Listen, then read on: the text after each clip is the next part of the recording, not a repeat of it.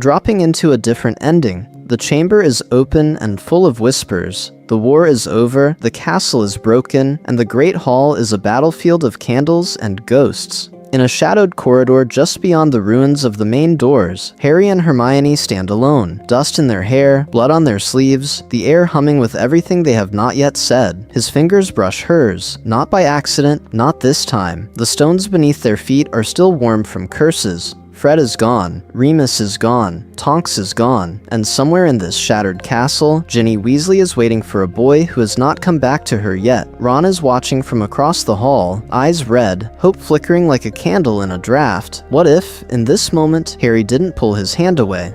What if the chosen one, and the brightest witch of her age, finally admitted that the bond between them had always been something more profound than friendship, that every Patronus cast, every rule broken, every night in that tent had been shaped by a love neither dared to name? Canon tells us one story. Harry with Ginny, the fiery girl on the sidelines who steps into the light, Hermione with Ron, the slow burn bickering that erupts into kisses during the Battle of Hogwarts. We are told these pairings are right, inevitable, almost fated, but what if the text itself has been whispering another possibility all along, quieter, steadier, written not in longing looks, but in relentless loyalty and shared strategy?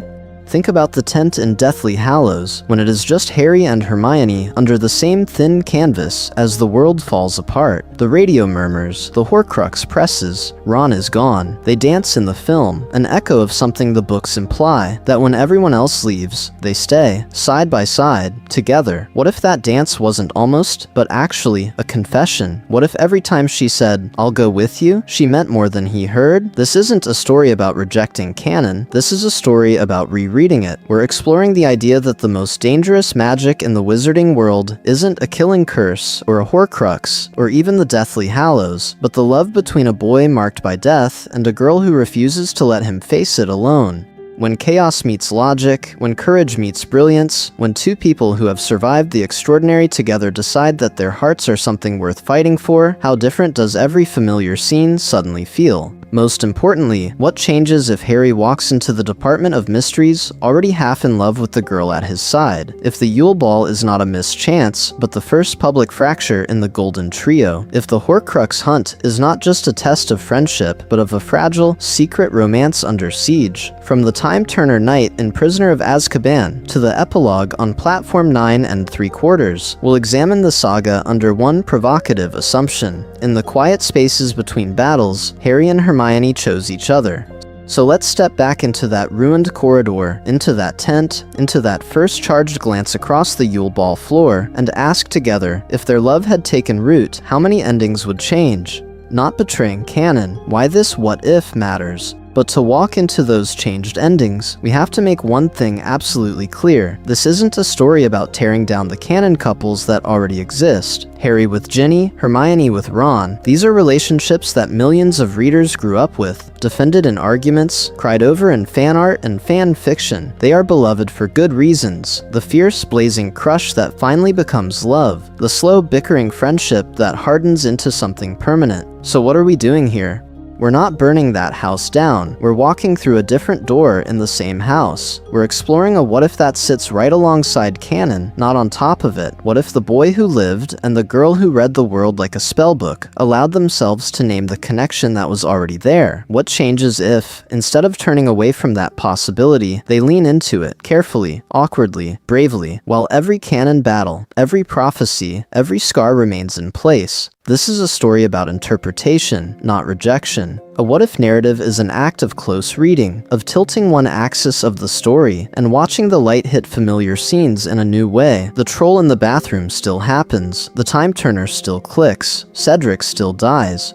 But when we adjust just one choice, who Harry and Hermione allow themselves to love, we ask, which moments stay exactly the same, and which ones suddenly feel charged with something more profound? And here's the crucial part. This isn't a pairing we're stapling onto the margins. It is textually supported. J.K. Rowling herself has said she originally planned Harry and Hermione to end up together, and later called Ron and Hermione a kind of wish fulfillment. On screen, the Deathly Hallows Part 1 dance was invented specifically to highlight their emotional bond. That lingering, wordless moment where grief, laughter, and almost love collide is not an accident.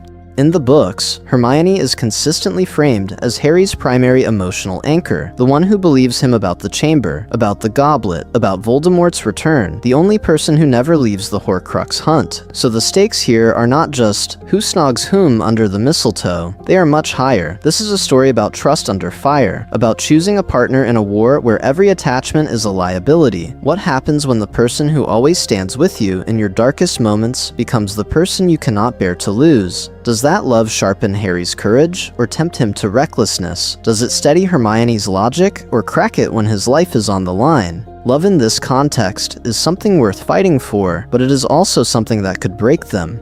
And most importantly, this isn't a story about turning Ron into a villain. We will not flatten him into the jealous sidekick who deserves to be left behind. Instead, we'll examine how this alternate bond could deepen his arc. A Ron who has to confront his insecurities without hiding behind a destined romance, who finds a different, perhaps healthier path to self-worth, to love, to a life where he is not the third wheel, but the hero of his own narrative. If that's the lens, then the next question is simple and terrifying. Where, exactly, does friendship begin to bend towards something else without breaking canon at all? The roadmap. How we'll rewrite 7 years of magic. So how do we actually trace that bend?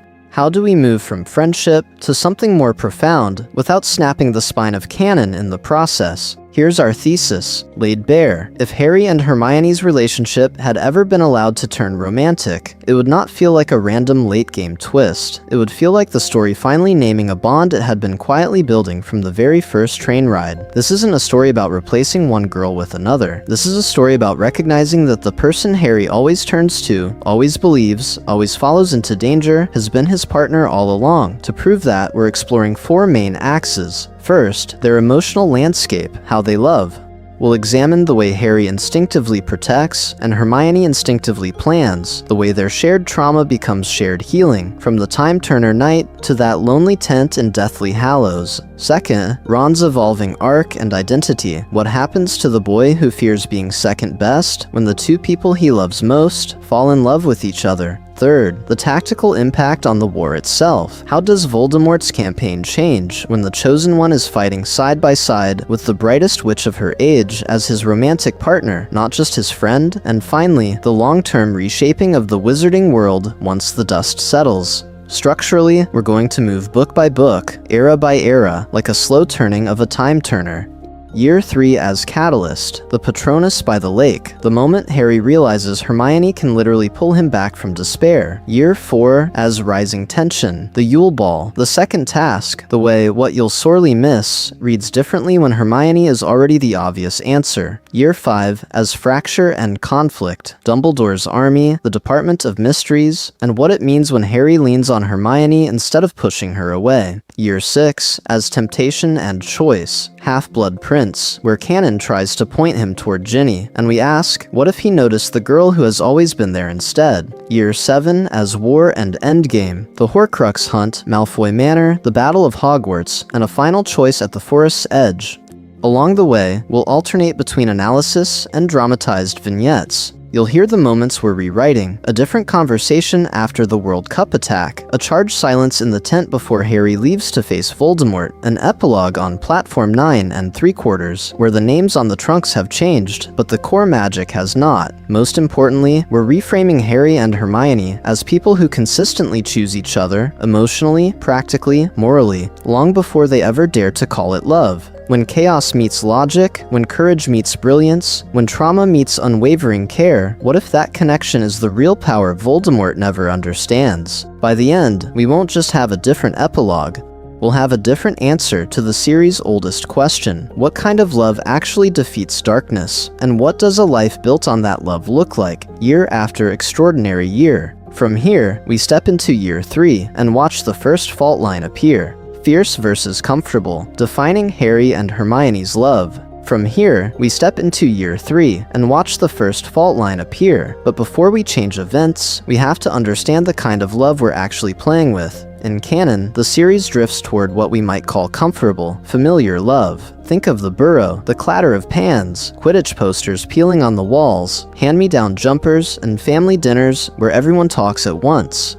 Harry with Ginny, Ron with Hermione. These are pairings rooted in shared culture and domesticity. They grow out of Weasley jokes, lazy afternoons by the pond, butterbeer at the Three Broomsticks, and a vision of adulthood that looks like a slightly tidier version of the Burrow, just with more photos on the mantelpiece. That love is real. It matters. But what if Harry and Hermione are reaching for something more profound? Not the warmth of a home they've borrowed, but a bond forged where no one else is watching, in hospital wings, midnight corridors, and the echoing quiet after chaos. This isn't a story about rejecting canon, it's a story about asking what happens when the emotional center of the saga shifts from comfort to fire. Look at the text. After the Chamber of Secrets, Hermione is at Harry's hospital bed the moment she's unpetrified, rushing toward him with that fierce, relieved joy that makes the whole room disappear. In Prisoner of Azkaban, those time-turner nights bind them into something extraordinary. Two children out of phase with the rest of the world, moving in perfect sync through shadows, saving Buckbeak and Sirius while everyone else sleeps. They learn, very literally, to live the same hours twice, together. Fast forward to the tent in Deathly Hallows. Canon gives us that strange, aching dance. Harry reaching for Hermione's hand when the radio is listing the dead, both of them trying to laugh, to breathe, to not drown in the absence Ron has left behind.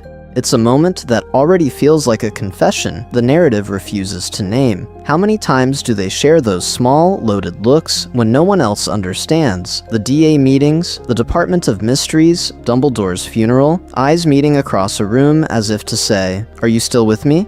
Always. Their love, in this version, is written in gestures before it's ever spoken aloud. Hermione's hand on Harry's arm, right before he does something reckless. Harry instinctively scanning a battlefield, a corridor, a crowded common room, until he finds her. The way they wordlessly divide tasks in crises, she plans, he moves, they adapt in real time. We're exploring a language of partnership that, if you tilt it just 1 degree, becomes unmistakably romantic. Because when chaos meets logic, when instinct meets strategy, when courage meets brilliance, something worth fighting for emerges. Their dynamic isn't opposites attracting, it's complementary strengths fusing into a single, terrifyingly effective force. That's what Voldemort never understands. Not just Lily's sacrifice, but the way two people who've survived everything together can turn their bond into a weapon. And if this is the love at the center of the story, fierce rather than merely comfortable, how does it reshape the Yule Ball, the Triwizard tasks, and the first time Harry realizes Hermione is not just his friend, but his choice? That's where we go next. From theory to story, stepping into an alternate timeline. So to answer that question, we can't stay in abstractions.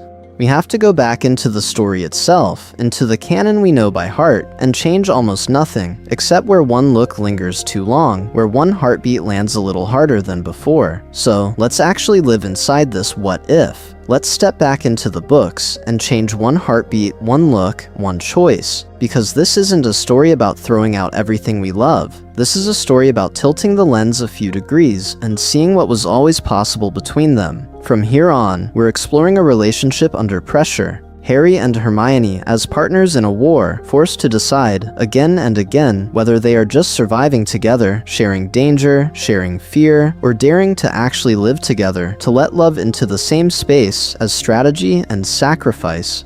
When chaos meets logic, when courage meets brilliance, when two people who've survived the impossible together finally admit the bond between them is something more profound, what changes? To answer that, we'll examine a single anchoring point, our first narrative segment, the catalyst, end of third year. This is where we plant the first undeniable seed of romantic awareness. Not a sudden, out-of-character confession, not a dramatic kiss out of nowhere, but a quiet, extraordinary shift built on the trust that's already there. We are at the end of Prisoner of Azkaban, time-turner hours, looping back on themselves. The frantic sprint to free Buckbeak, the desperate race to reach Sirius, the lake, the Dementors, the Patronus like a silver wall between Harry and oblivion. In canon, Harry believes his father saved him. In this version, the moment still unfolds the same way. Hooves pounding, antlers gleaming, light blazing across the water, but the emotional fallout lands differently. Harry stands on the shore, shaking, the taste of despair still in his throat, watching the last wisps of his Patronus fade. He has literally just saved his own life, rewritten his own death, and as the world tilts back into motion, as the impossible becomes real, whose voice cuts through the shock? Hermione's. Hermione's, calm, urgent, terrified for him, her hand on his arm, her eyes searching his face to make sure he's actually there. Canon gives us relief, adrenaline, a shared secret. Our timeline gives us one extra beat, one held breath longer than it should be. Harry looking at Hermione and realizing that in the moment he chose to believe he could do something impossible, she was the one at his side, believing with him. On a night when time itself bends and Harry saves his own life, what happens if the person he can't stop looking at afterward is Hermione? The Lake of Light, reimagining the Patronus night. The world snaps back with a gasp. The silver stag collapses into sparks, the last echo of its hooves fading over the black lake, and for a heartbeat, Harry can't feel his own body, only the cold, the kind of cold that lives in your bones, that tastes like metal and despair. The night air whips at his robes. The surface of the lake is a sheet of ink, and above it all, the moon hangs, pale and merciless. Then he hears it.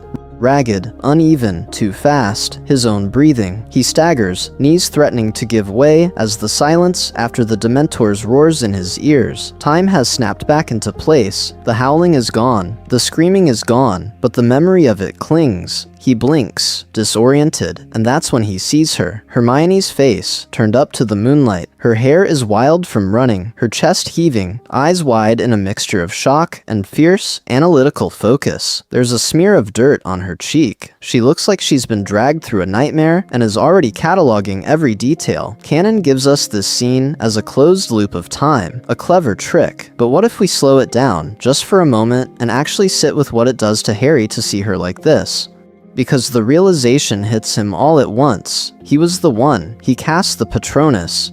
The thought is too big to hold. He remembers watching from across the lake, certain it was his father, certain it had to be. Now the memory overlaps with the present, two Harrys, two lakes, one impossible spell blazing between them. His vision swims. Maybe he's still dying. Maybe this is some Dementor dream. His instinct is immediate and almost childish. He turns to Hermione. He needs her to anchor this, to tell him what is real, to tell him that she saw him do it. Hermione, he manages, voice raw. He doesn't get further. Her hand shoots out, fingers wrapping around his wrist with surprising strength. It's not graceful, not composed. It's desperate. She drags his arm toward her like she's afraid he might vanish if she loosens her grip. Her palm is warm. After the soul-deep cold of the Dementors, that warmth is shocking, almost painful. It's proof. Skin, heat, the faint tremor in her fingers. He focuses on that, on the small circle of contact between them, and the rest of the world blurs. You did it, she breathes, eyes locked on his. Harry, you did it? We did it, but you nearly... He cuts across her, too quickly. I couldn't have without you. The words tumble out, unpolished, truer than anything. You believed me when no one else did. We're exploring a subtle shift here, but it changes everything, doesn't it? When chaos meets logic, when courage meets brilliance, when the boy who lived looks at the girl who trusted him first and realizes that this isn't a story about fate alone. This is a story about a bond that might be something more profound, something worth fighting for. Hermione's grip on his wrist eases, but she doesn't let go. Not yet. He feels her thumb brush, accidentally, against the inside of his wrist where his pulse is racing. Her eyes flick down to their joined hands, then back up to his face, searching. For what? Confirmation that he's alright, or something neither of them has language for yet. The danger has passed. Buckbeak is safe. Sirius is fleeing into the night. They've succeeded. They should be running back to the hospital wing, arguing about paradoxes and rules and what Dumbledore will say. That's what canon expects. Instead, they stand there, held in this thin, shimmering pause. Harry realizes he's staring, not at the lake, not at the place where his Patronus burned like a star, but at Hermione, at the way the moonlight catches the tiny scar on her lip, at the way her breath hitches, just once, when she notices how close they are. She looks away first. We should go, she says, voice a touch too brisk, eyes fixed firmly on the castle lights in the distance. He nods, but neither of them moves immediately. The moment stretches, then folds in on itself, filed away in the quiet, guarded parts of their minds under a label they both understand instinctively, too complicated to think about for now. But what if this is the night that file starts to overflow?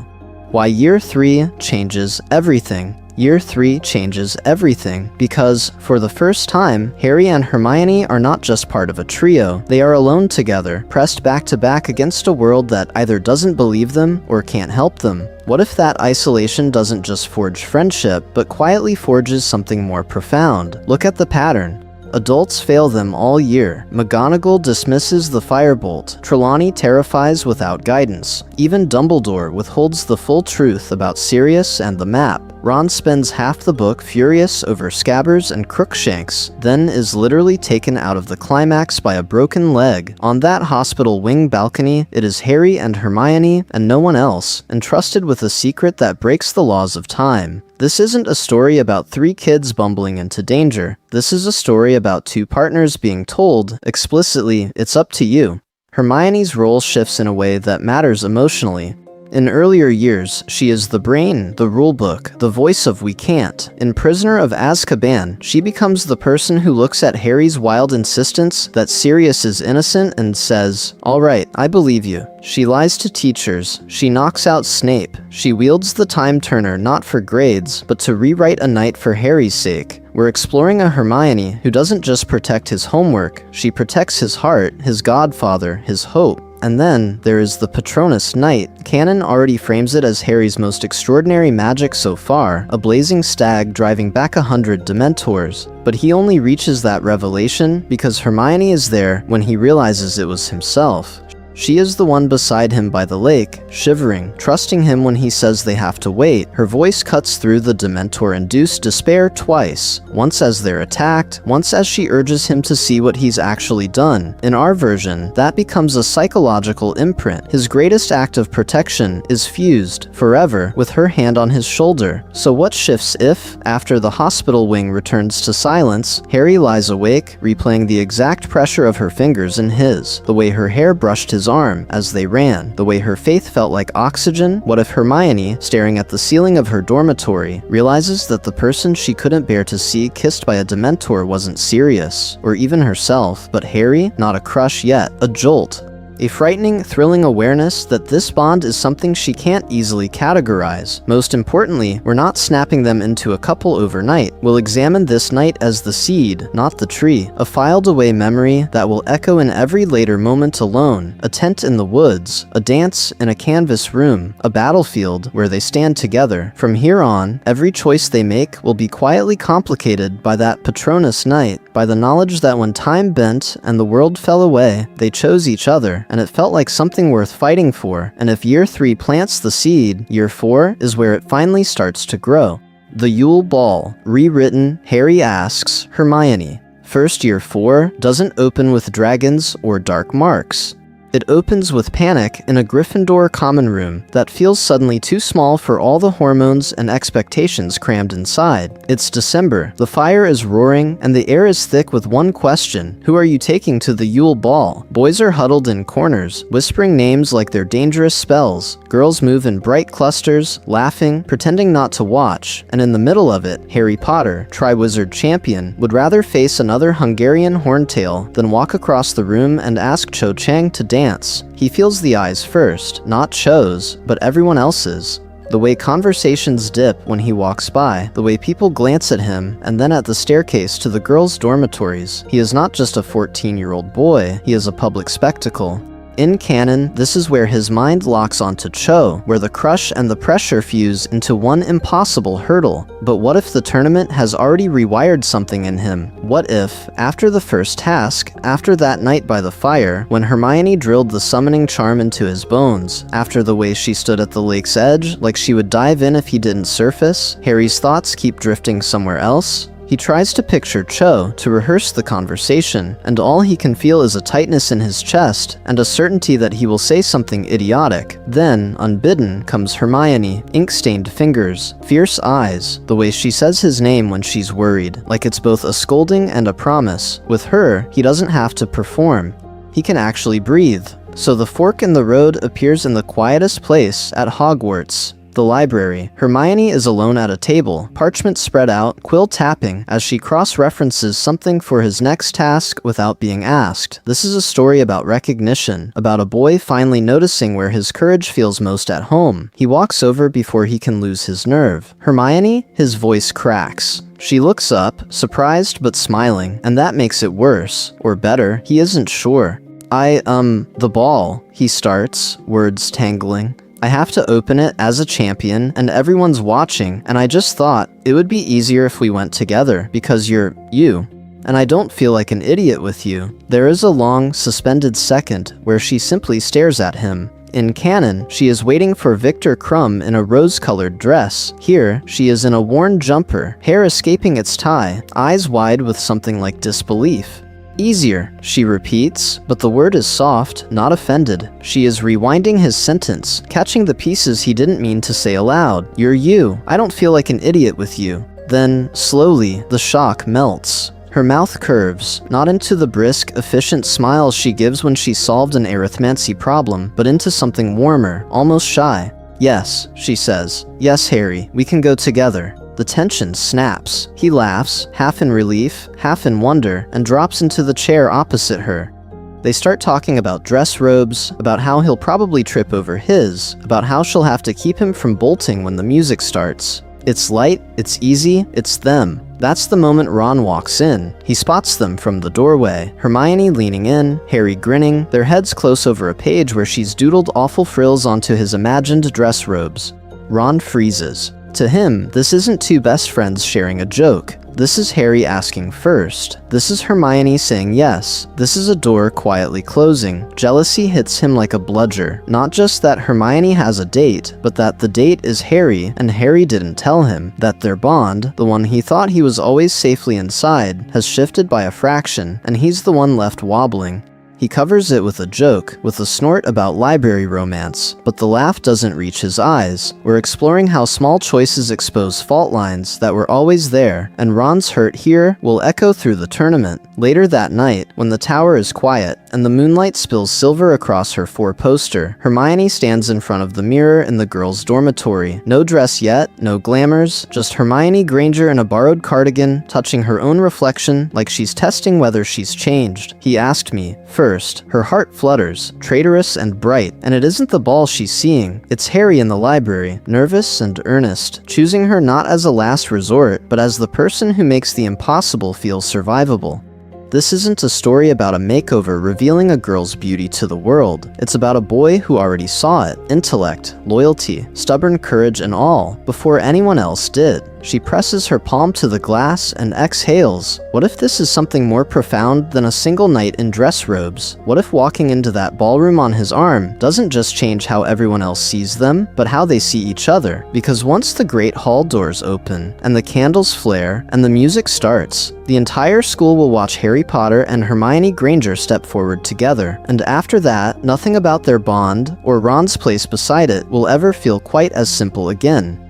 Triangle of Fire, Ron's arc in a world where Harry chooses Hermione. Ron watches them cross the floor together, and for a heartbeat, it feels like the whole hall tilts. Harry in dress robes, Hermione radiant on his arm, the candles flaring as if the castle itself is taking notice. What if this is the exact moment every buried fear Ron Weasley has ever carried chooses to surface at once? Because canon already told us who Ron is under the jokes and the chessboard. The sixth son, who never quite measures up to Bill's brilliance, Charlie's wild competence, Percy's polish, Fred and George's effortless charisma, the best friend of the boy who lived, who has to hear Harry's name whispered in awe while his own is an afterthought.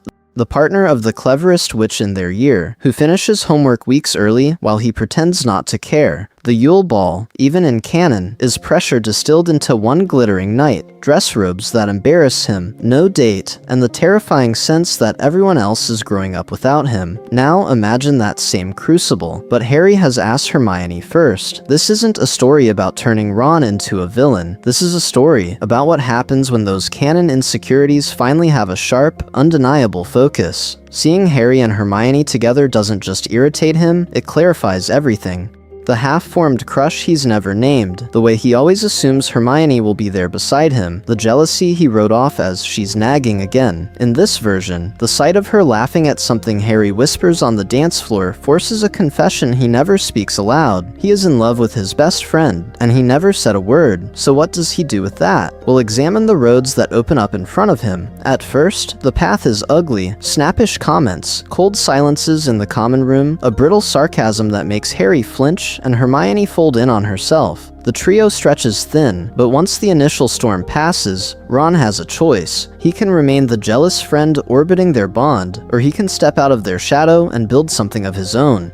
And here the timeline bends. Maybe he throws himself into Quidditch, training until he's not just good for a replacement keeper, but unquestionably excellent. Maybe he leans into the twins' world, testing inventions, discovering he has a strategic mind for mischief and business both. Or, inspired by Harry's role in the war, and desperate to prove his worth, he starts talking to Moody and the Order about Auror work years earlier, treating every DA meeting as serious preparation instead of just practice. Most importantly, through all of this, his loyalty does not evaporate. He still backs Harry in class, still laughs with him over chess, still stands shoulder to shoulder in the graveyard aftermath.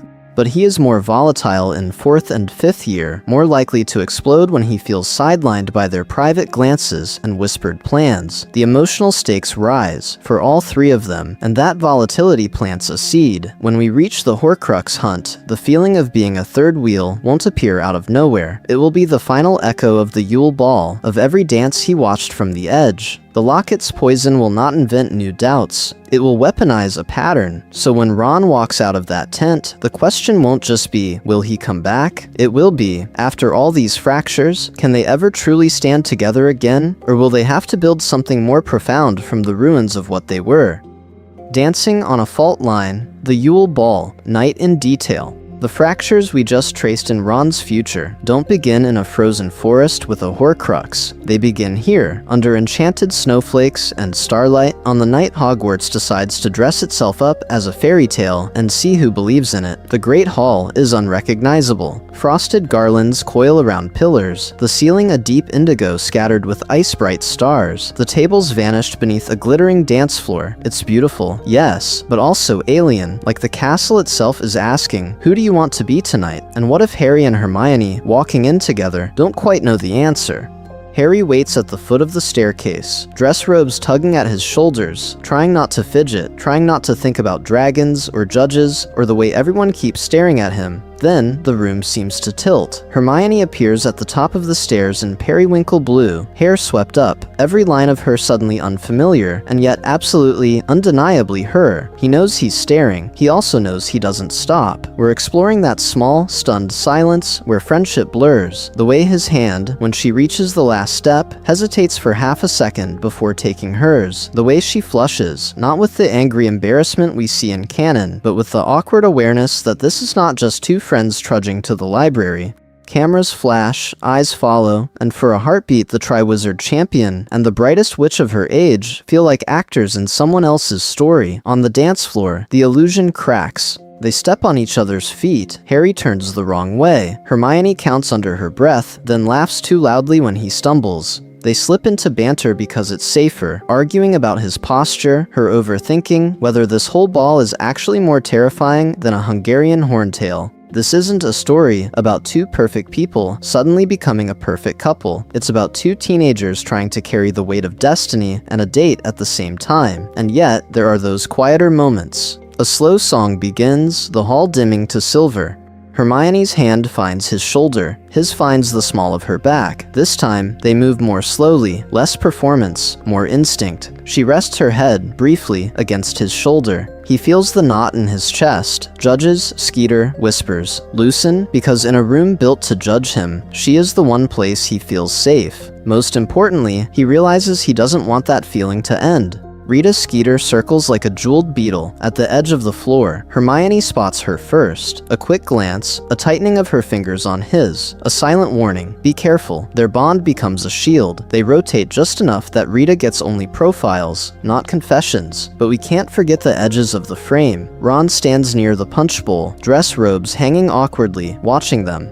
Every shared laugh looks louder from across the room. Every misstep they recover from looks, to him, like effortless grace. What if every spin is proof, in his mind, that he's been replaced, not just as Harry's second, but as Hermione's future? He doesn't see the tripping. He doesn't hear the nervous jokes. He sees Harry's hand on Hermione's waist and feels something in his own chest twist. Later, back in the common room, the tension detonates. The music is a memory, the fire low, and Ron snaps. Too sharply, too quickly. A jab about Harry needing Hermione for everything now. A barb about Hermione choosing champions over friends. The words are not carefully chosen. They are clumsy, defensive, soaked in the fear we'll examine years later in that Horcrux-lit tent.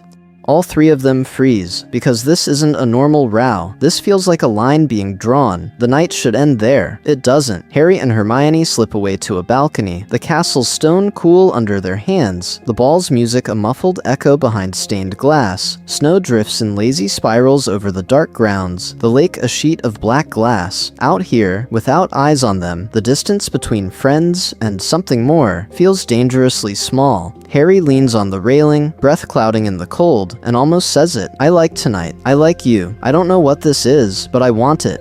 Hermione stands beside him, fingers worrying the edge of her shawl, and almost asks the question burning through her. Are we pretending for the school, or are we admitting something we've always known? They look at each other in the half-light. The air is thick with unsaid words, with the echo of her head on his shoulder and his hand at her back. This is a story about standing on a fault line and feeling it tremble. Then someone laughs inside, the door creaks, and the moment shatters. Hermione swallows her question. Harry swallows his confession. They step back, not away from each other exactly, but back into safer language.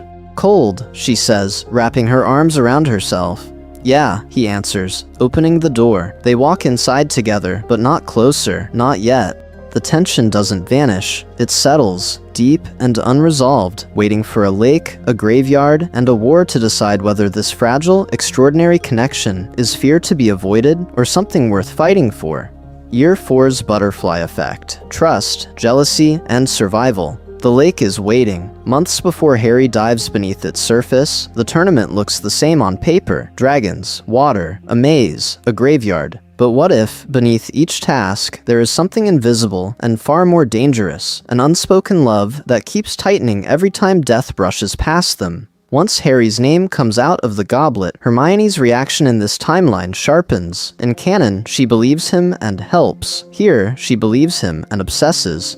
We're exploring a Hermione who is not just loyal, but terrified, who sits up with him in the common room until the fire dies, sketching dragon flight patterns and wand movements, not because it's homework, but because every miscalculation is a way he might die. She drills him on summoning charms until his voice is hoarse, presses a stolen book on advanced shieldwork into his hands, and only then realizes her fingers have lingered on his for a heartbeat too long. This isn't a story about Hermione becoming his sidekick. This is a story about shared command. When chaos meets logic, when courage meets brilliance, when two people who have already survived Dementors together now face dragons, the first task becomes a joint operation.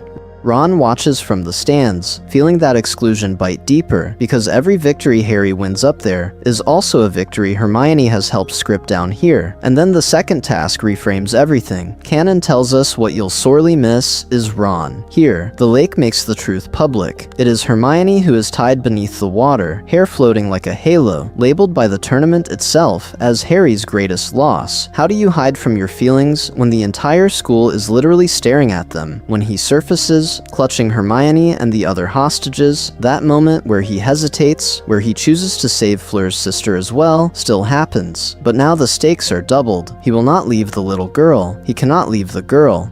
Most importantly, he understands in a flash that losing Hermione would break something in him that even magic could not mend. Rita Skeeter doesn't have to invent a triangle now. She has a ready-made scandal. The boy who lived, and the brightest witch of her age, sneaking around the library, emerging from the lake, walking arm in arm at the Yule Ball, will examine how her quill twists every glance into a confession, every study session into a tryst, painting Harry and Hermione as a reckless, love-struck pair, destabilizing Hogwarts itself. Ron, already wounded, reads those articles and sees his worst fears confirmed. They have a bond he is outside of, and the world is applauding it. So when the graveyard happens, when Harry comes back with Cedric's body and the truth of Voldemort's return, Hermione doesn't just scream, she breaks. She claws her way through the crowd to reach him, hands shaking as she touches his face like she's checking that he's real, that this isn't another corpse. That night brands her. From here on, every spell she learns, every rule she breaks, every risk she takes in the war is measured against this single terror, the memory of almost losing the person she loves. A pattern begins. Every time Voldemort escalates, their bond tightens. Every time the danger spikes, they choose each other more fiercely, on the Quidditch stands, in the library, in whispered arguments about safety and sacrifice. That love becomes Harry's anchor and Hermione's weakness, something more profound than schoolyard romance, something worth fighting for, and something their enemies can finally learn to exploit. Because if Voldemort ever realizes that the Chosen One and the girl who keeps him alive are in love, the war stops being abstract, it becomes personal. And the next year, when Dumbledore's army forms, that changes everything. Pattern break. What if Cho was never the one that got away? And the next year, when Dumbledore's army forms, that changes everything. Because what if the DA isn't framed around Harry's crush on Cho at all? What if, from the very beginning, the emotional center of that secret room isn't a pretty Ravenclaw seeker, but the girl standing at Harry's side, organizing parchment, perfecting shield charms, catching his eye every time he doubts himself? Suddenly, Cho isn't the great tragic one that got away. She's a quiet almost, a background question mark in a story that's already moving in another direction. Think about how much canon weight we give that crush, the Quidditch matches, the awkward small talk, the way the DA kiss is treated as a milestone in Harry's growing up. But in this timeline, Harry walks into the room of requirement already half in love with someone else, already replaying the way Hermione's hand found his after the graveyard, already waking up from nightmares and wishing she were there. The flutter he feels around Cho, it's real, but it's thin compared to the gravity that keeps pulling him back toward Hermione. So when that famous mistletoe moment should arrive, what happens? We're exploring an entirely different hesitation. Harry isn't just nervous, he's guilty. He's remembering Hermione's voice in his ear during Patronus practice, Hermione's fingers brushing ink from his cheek as they plan lessons, Hermione's fierce, unwavering belief that he can do this. How do you lean in to kiss someone else when your heart is already entangled with the person who made you believe you were more than a weapon? Maybe the kiss never happens. Maybe it's a brief, confused peck that Harry pulls away from almost immediately, feeling wrong instead of thrilled. Either way, it doesn't shatter him when it falls apart, because his real emotional crisis is not, why doesn't Cho understand me? It's, is it fair to ask Hermione to stand this close to death and call it love? And that changes his entire learning curve. This isn't a story about a boy fumbling through miscommunication and tears in Madame Puddifoot's. This is a story about a boy forced to confront, far too young, what it means to bind another life to his in a war he might not survive. When courage meets brilliance, when prophecy meets choice, when love meets mortality, the questions get sharper. If Voldemort is hunting him, is Harry selfish for wanting Hermione beside him as more than a friend? Most importantly, what does that do to Hermione? Without Cho as a rival, she isn't burning with jealousy in a corridor. She's lying awake in the girls' dormitory, staring at the canopy, asking herself whether it's ethical to love someone marked for death. Her arc stops being about winning Harry's attention, and becomes about the cost of offering him her whole heart. She weighs fear against loyalty, her parents' safety against his, the fragile hope of a future, against the almost certain risk of losing him. This is our pattern break. We're not just swapping endgame couples, we're re-engineering the emotional architecture of Harry's adolescence. The DA is no longer his rehearsal for romance with Cho, it's their rehearsal for leading a war together, and once you see that, the Department of Mysteries, the Order, even Dumbledore himself start to look very different. Year 5. Love in a House of Rage. Year 5 opens like a slammed door. The DA has made Harry and Hermione a unit in public. But what if the true test of their bond isn't secret meetings and shared spell work? It's surviving a year built out of anger, isolation, and lies. What happens when love has to live inside a house of rage? Canon already gives us a Harry who comes back from the graveyard raw and half-broken. Nightmares, caps-locked arguments. A boy who has seen his blood taken and his friend murdered, and who now feels, more than ever, that adults are failing him. In this timeline, that volatility collides with something more profound. He's not just protecting a friend anymore. He's in love with the one person he believes actually understands him. This isn't a story about Hermione smoothing his edges into something polite. This is a story about what happens when the brightest witch of her age watches the boy she loves be dismissed by the Daily Prophet, ignored by Dumbledore, and tortured by Umbridge, and decides she will not be reasonable about injustice ever again. So Hermione, in Order of the Phoenix, becomes even more politically awake, more morally outraged. We're exploring a Hermione who reads every article, tracks every ministry decree, and comes into Grimmauld Place with ink-stained fingers and blazing eyes, laying out strategies not just for resistance, but for how to keep Harry alive in a system that wants him silenced. When she pushes him to teach the DA, it's not nagging, it's triage. You need them, Harry, and they need you. Underneath that, I need you. I can't lose you. Their whispered strategy sessions in the common room, parchment between them, become charged in a new way when she reaches across the table to still his hand, to stop him from writing another furious letter to Sirius. He feels the warmth of her fingers and the weight of her faith.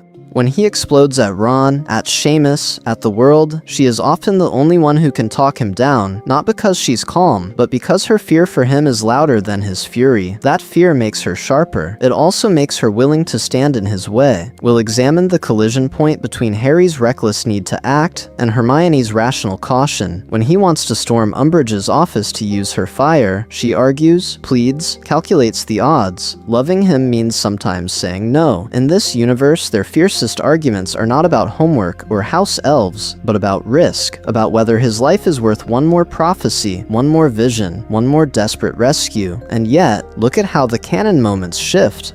Hermione grabbing his arm in Umbridge's office isn't just practical restraint, it's a silent, panicked, "Don't do this. I can't watch you suffer again." The night they sign the parchment for Dumbledore's army, their shoulders brush, and for a heartbeat they're not just co-leaders, they're two teenagers clinging to the only safe place left, each other. Most importantly, all of this funnels into the Department of Mysteries. If Harry runs toward that trap with Hermione as both his strategist and his heart, every choice in that spinning, shattering maze carries a double cost. When he ignores caution this time, he's not only risking Sirius, he's risking the future. He finally, barely, let himself imagine with her, and the knight does not care that they're in love.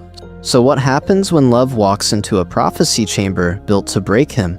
The Department of Mysteries? A kiss that never happens. Or does it? The prophecy chamber is cold, echoing, full of spinning glass and whispered futures. And in the center of it, Harry and Hermione are having the worst fight of their lives. Hermione's voice is shaking, but it's not with anger, it's with fear. "Harry, think, please. This could be a trap. Voldemort knows how much you care about Sirius. He knows you'll rush in." In canon, she argues like this, but here there's something more profound under every word, a private terror that has nothing to do with the Order and everything to do with the boy in front of her. Because what if this isn't just about losing Sirius?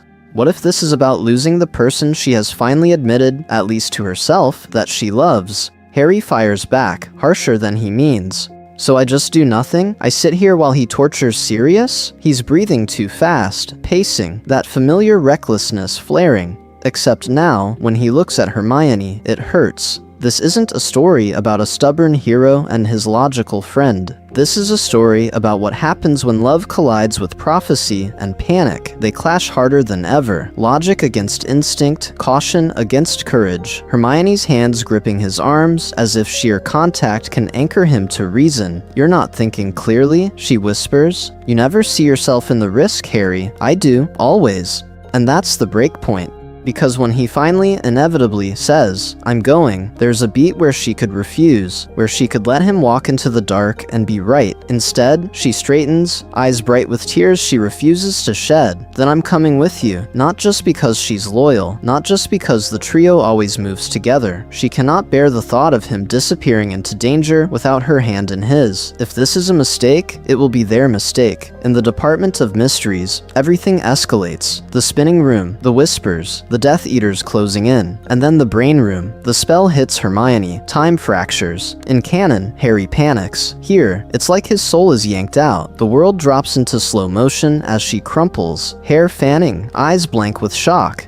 His Patronus memories don't go to his parents this time. They flash to Hermione laughing amid teetering stacks of books in the library, Hermione radiant and nervous at the Yule Ball, Hermione's fingers lacing through his after the second task, their whispered "I love yous" by the Black Lake. Every good thing, every proof that love is actually possible for him, is lying motionless on the floor. He screams her name like a curse and a prayer. They survive. Barely, but the real aftershock hits in the hospital wing. Night, white sheets, the quiet beep of a monitoring charm. Hermione sleeps, pale but breathing, and Harry is unraveling in the chair beside her. "If I'd lost you, Hermione, I can't." The words rip out of him before he can stop them, raw and shaking, her eyes open. She reaches for his hand, stopping the confession with a touch. "I know," she says softly, and they both understand exactly what he meant, and exactly why naming it out loud feels like painting a target on her back. We're exploring a love that has become something worth fighting for, and therefore something Voldemort would destroy. Most importantly, Harry understands it too well. He walks away from her bed a few minutes later, each step a betrayal. In his mind, there's only one conclusion: loving Hermione is too dangerous. If Voldemort will always use what he loves against him, then Hermione can't be that weakness. So he makes a silent, disastrous resolution. He will push her away. But how do you distance yourself from the one person who is your anchor, your strategist, your heart, when the war is only getting worse? Grief, guilt, and denial post-serious fallout reimagined. He will push her away. In canon, that impulse is vague, swallowed by numbness and rage. Here, it sharpens into something more precise, more terrifying, a belief that his love is lethal. Because in Harry's mind, the same reckless certainty that dragged him to the Department of Mysteries didn't just get Sirius killed, it almost got Hermione killed too. What if every flash of her falling in the Ministry, every echo of her scream, fuses with Sirius toppling through the veil into one looping nightmare? One moment of charging ahead, convinced he alone has to fix everything, and the two people who believed in him most are broken, bleeding, gone. When he looks at Hermione now, bandaged in the hospital wing, that connection is inescapable. Loving her doesn't feel like a strength. It feels like a loaded wand pointed at her chest. So when he explodes in Dumbledore's office, we're exploring more than prophecy and manipulation. This isn't a story about a chosen one angry at secrets. This is a story about a boy who thinks the headmaster engineered the very bond that can now be used to destroy him, who put Hermione in his orbit, who kept them both in the dark about occlumency, about Voldemort's access to Harry's mind, about the precise danger of being what Harry loves, Dumbledore. And suddenly, that quiet pride Dumbledore always showed in their connection curdles into something Harry almost can't forgive. He doesn't say it out loud. He doesn't have to. The smashed instruments, the shattered tables, the way he spits out that Sirius was the only family he had left. Underneath all of it is an accusation. You knew I would love people, you knew Voldemort would target them, and you still let Hermione stand beside me without telling us the full cost. Meanwhile, Hermione is on the other side of that storm, recovering more slowly than she admits. She wakes to find Harry distant, his visits brief, his eyes sliding away from hers. She misreads it as disappointment. Maybe he blames her for not stopping him. Maybe she wasn't clever enough, persuasive enough to save him from himself, or to save Sirius at all. Those insecurities that canon only hints at, her fear of not being chosen, not being truly seen, turn inward, deepening the crack between them. And this is where Year 6 bends. In canon, Harry drifts toward Ginny, in part because she is easier, less entangled in his guilt. Here, that drift is an active strategy. Harry tells himself Hermione deserves someone safer, more stable, someone who won't drag her into prophecies and corridors full of Death Eaters. He convinces himself that stepping back is actually protecting her. Most importantly, this lays a brutal foundation for the emotional push-pull to come. Because what if, in war, love doesn't just heal, it terrifies?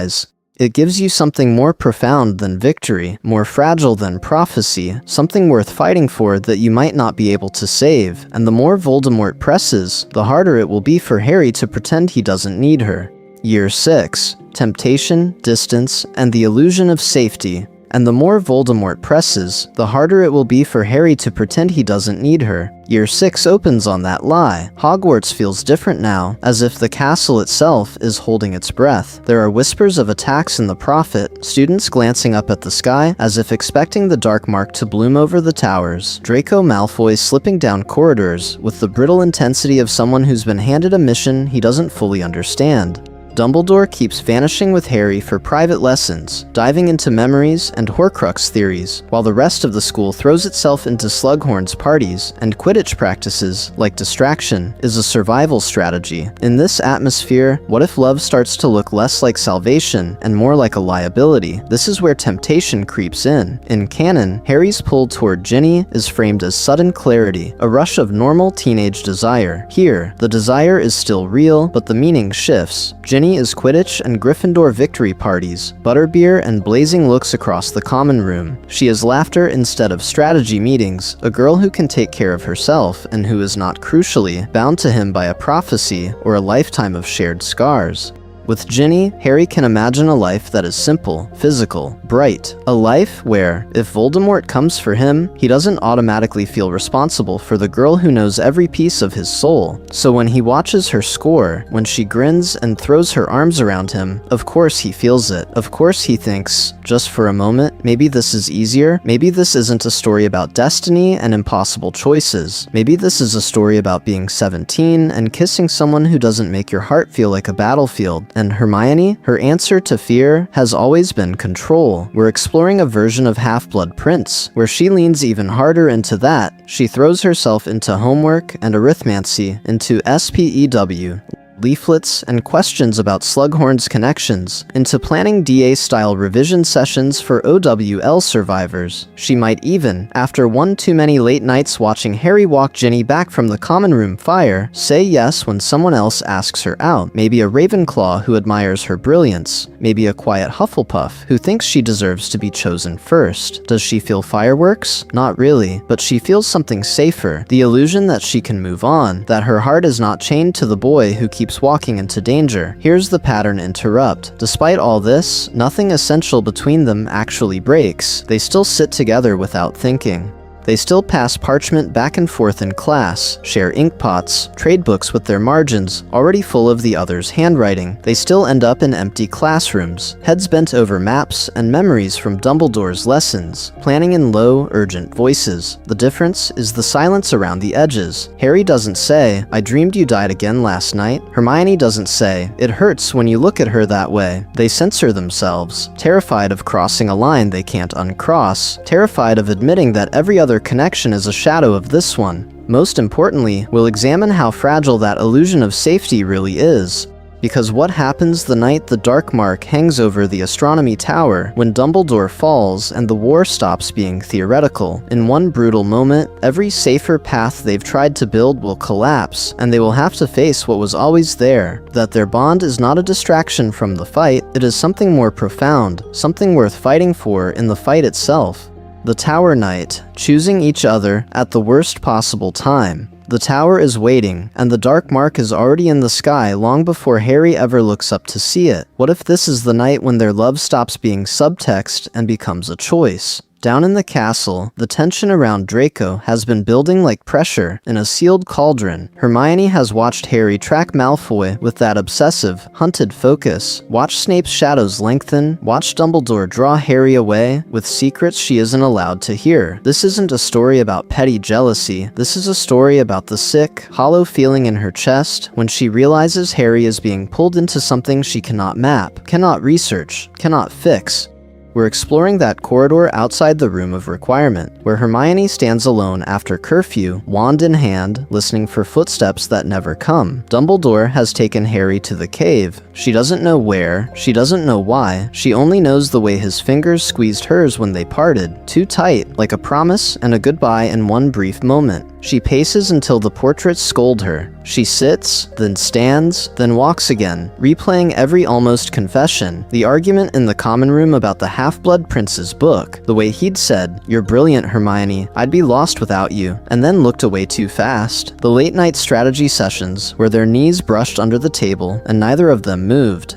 If he dies tonight, she thinks, he will never actually know, and that thought feels like its own kind of curse. Cut to the tower. Harry is frozen under the invisibility cloak, wand useless, body locked by Dumbledore's spell. We know the canon beats: Draco's shaking hand, the Death Eater's jeers, Snape's arrival, the green flare of the killing curse. But in this version, as the light erupts from Snape's wand, Harry's first conscious thought is not of prophecy or plans. It's Hermione. Her face flashes across his mind with terrifying clarity, ink on her fingers, hair escaping its plait, eyes blazing as she tells him he is not allowed to throw his life away. He realizes, in one blinding, too late instant, that whatever happens on this tower, he is about to break her heart.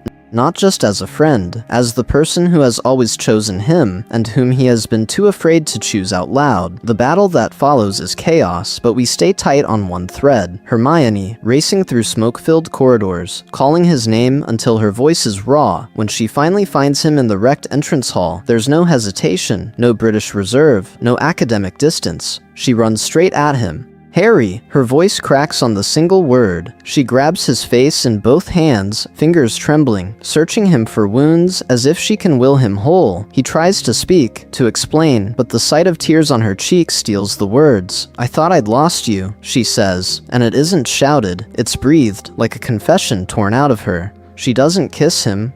Not yet, but she doesn't let go either. Their foreheads brush. The embrace lingers one heartbeat too long for friendship, and both of them feel the line they've crossed. Later, in the dim, shell-shocked quiet of the hospital wing, the extraordinary grief of the night presses down. Most importantly, this is where their bond is tested against something more profound than school and crushes. Harry tells her about the Horcruxes, the locket, the ring, the hunt he knows he has to undertake. He expects argument, logic, a list of reasons. What he gets is a decision. "Then I'm coming with you," Hermione says, instantly, as if she's been waiting her whole life to say it. No flinch, no flustered backtracking, just a clear, steady vow.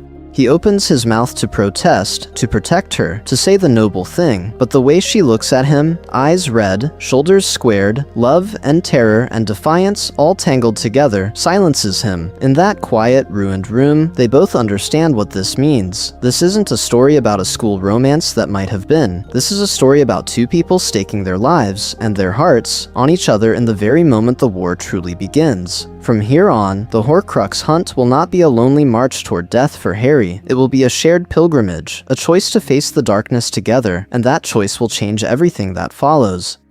Breaking the Burrow: How Harry/Hermione changes the farewell. From that choice at the tower, we drop back into a scene we all know. The quiet by the lake after Dumbledore's funeral, the smell of smoke in the air, the future closing in. In canon, Harry breaks up with Ginny for her own good, but what if that relationship never quite rooted in the first place, because his heart had already gone somewhere else? In this timeline, Ginny still crushes, still flirts, still kisses him after the Quidditch win. Harry still tries to let himself be pulled into it because it seems normal, simple, expected. Yet every moment with Ginny is haunted by the way his chest tightens when Hermione touches his arm, the way his mind always runs back to her. So when he stands by the lake, he doesn't just end it for safety, he ends it because pretending is worse than honest pain, and because Hermione's face is the one that rises whenever he imagines not surviving the war. That changes the emotional gravity of the farewell. In canon, Harry announces he will not return to Hogwarts, and Hermione, brilliant and loyal, immediately aligns herself with his decision. Here, we're exploring something more profound. They have already talked about this. Late nights in the common room, whispered conversations in the library, ink-stained parchment where Hermione has quietly mapped out protections, supply routes, legal loopholes around apparition and trace magic. When Harry says, "I'm not coming back," it isn't a revelation.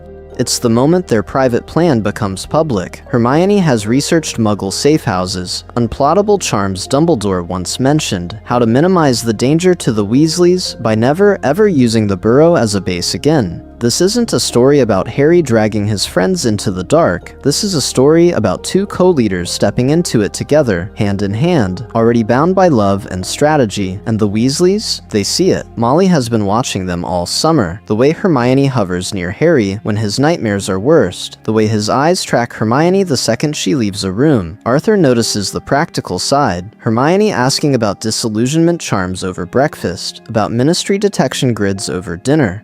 Wherever Harry is, Hermione is, and vice versa. That connection is beautiful, but it terrifies them. Because if Voldemort wants one, he will hunt both. Most importantly, it hurts for Ron. In canon, he feels left out of the mission he barely understands. Here, the exclusion is emotional as well as tactical. He has been watching their bond grow since the Yule Ball, since the way they moved together in the tent during the Quidditch World Cup chaos, since every moment Harry instinctively turns to Hermione first. So when Harry and Hermione say they won't return, Ron hears a double message. You are needed, but you are not central. You are loved, but you are not the Axis. That sting will feed the Horcrux-fueled doubts later. As they finally walk away from the burrow, shrinking into the distance, they are not just leaving school, they are leaving behind the illusion that what lies between them can ever be simple or safe. Their love is now part of the war, and in the next phase, we'll examine what happens when that bond is tested by isolation, Horcruxes, and the Hallows themselves, when even together might not feel like enough. Year 7. Love in a Tent, War in the World. So what happens when they actually walk into that war-torn horizon together? When the burrow vanishes behind them and there is no Hogwarts castle waiting ahead, only hedgerows, back roads, and an old tent that will become the center of their world. This isn't a story about a grand, glittering romance unfolding in safety. This is a story about love under siege. No teachers, no parents, no order meetings in warm kitchens, just forests that all blur together, the ache of disapparition in their bones, and the scratchy hum of Potter Watch on the radio while they listen for their own names and wonder who has died today. In that isolation, their bond stops being a background comfort and becomes their primary survival tool. Hermione's logic and Harry's instinct, her maps and his marauder's map reflexes, begin to fuse into a shared rhythm. We're exploring what it means when your partner is also your commanding officer, your medic, your confessor, and the only person who knows how often you wake up choking on nightmares. Practically, their love shows up in small, relentless ways. Hermione recalibrates every protective enchantment with Harry specifically in mind, muttering his name under her breath as she layers muggle-repelling charms, shielding spells, and trip wards, as if the repetition itself could be a ward against death. Harry insists on taking first watch every single night, arguing that he's used to less sleep, that the chosen one can cope, while she needs her mind sharp. How many times do they whisper the same fight? You need rest, so do you, before it turns into a quiet truce, where they fall asleep back to back, wands within reach, hearts finally slowing in sync. Most importantly, love intensifies everything. Comfort becomes almost unbearably precious. The way Hermione's hand finds his in the dark after a bad broadcast. The way Harry presses a kiss to her temple before they apparate, as if that brief contact could anchor them through the crushing void. But the strain magnifies too. Every argument about the Hallows, about Godric's Hollow, about whether to keep moving or stay hidden, is threaded with an unspoken terror. If I'm wrong, you might die. How do you make strategic decisions when every choice feels like a referendum on whether you deserve to keep the person you love alive? And then there is Ron. In canon, his jealousy spikes around the locket. Here, that locket latches onto something more profound, a long, slow accumulation of moments where he is not part of their unspoken language. They share looks over maps he can't read, finish each other's tactical thoughts, fall into wordless routines. Who brews the tea, who checks the wards, who takes which side of the tent, until Ron's presence feels, to him, like an interruption, rather than an essential piece. We'll examine how his departure becomes less a single explosion, and more an inevitable fracture. The locket doesn't invent his fear of being unnecessary, it weaponizes it. What if, every time Harry reaches for Hermione in the night, Ron hears the confirmation of his worst belief that the Golden Trio has quietly become a pair with an extra? All of this pressure builds toward one deceptively simple moment. Music crackling from the radio, Hermione staring into emptiness, Harry holding out his hand. In canon, that dance is ambiguous. Here, it will be a fault line, the instant where denial can't quite hold, where their bodies remember what their words still refuse to say. And when we step into that scene in the next section, we'll see how one dance in a shabby tent can change the course of the entire war. The tent dance, from comfort to confession. The radio crackles, a thin strand of music threading through the cold, and for a heartbeat the war feels very far away. Hermione doesn't move. Harry's hand hangs there between them, an invitation and a question. What if this is the moment where everything they've been refusing to name finally demands an answer? Outside, the night presses in.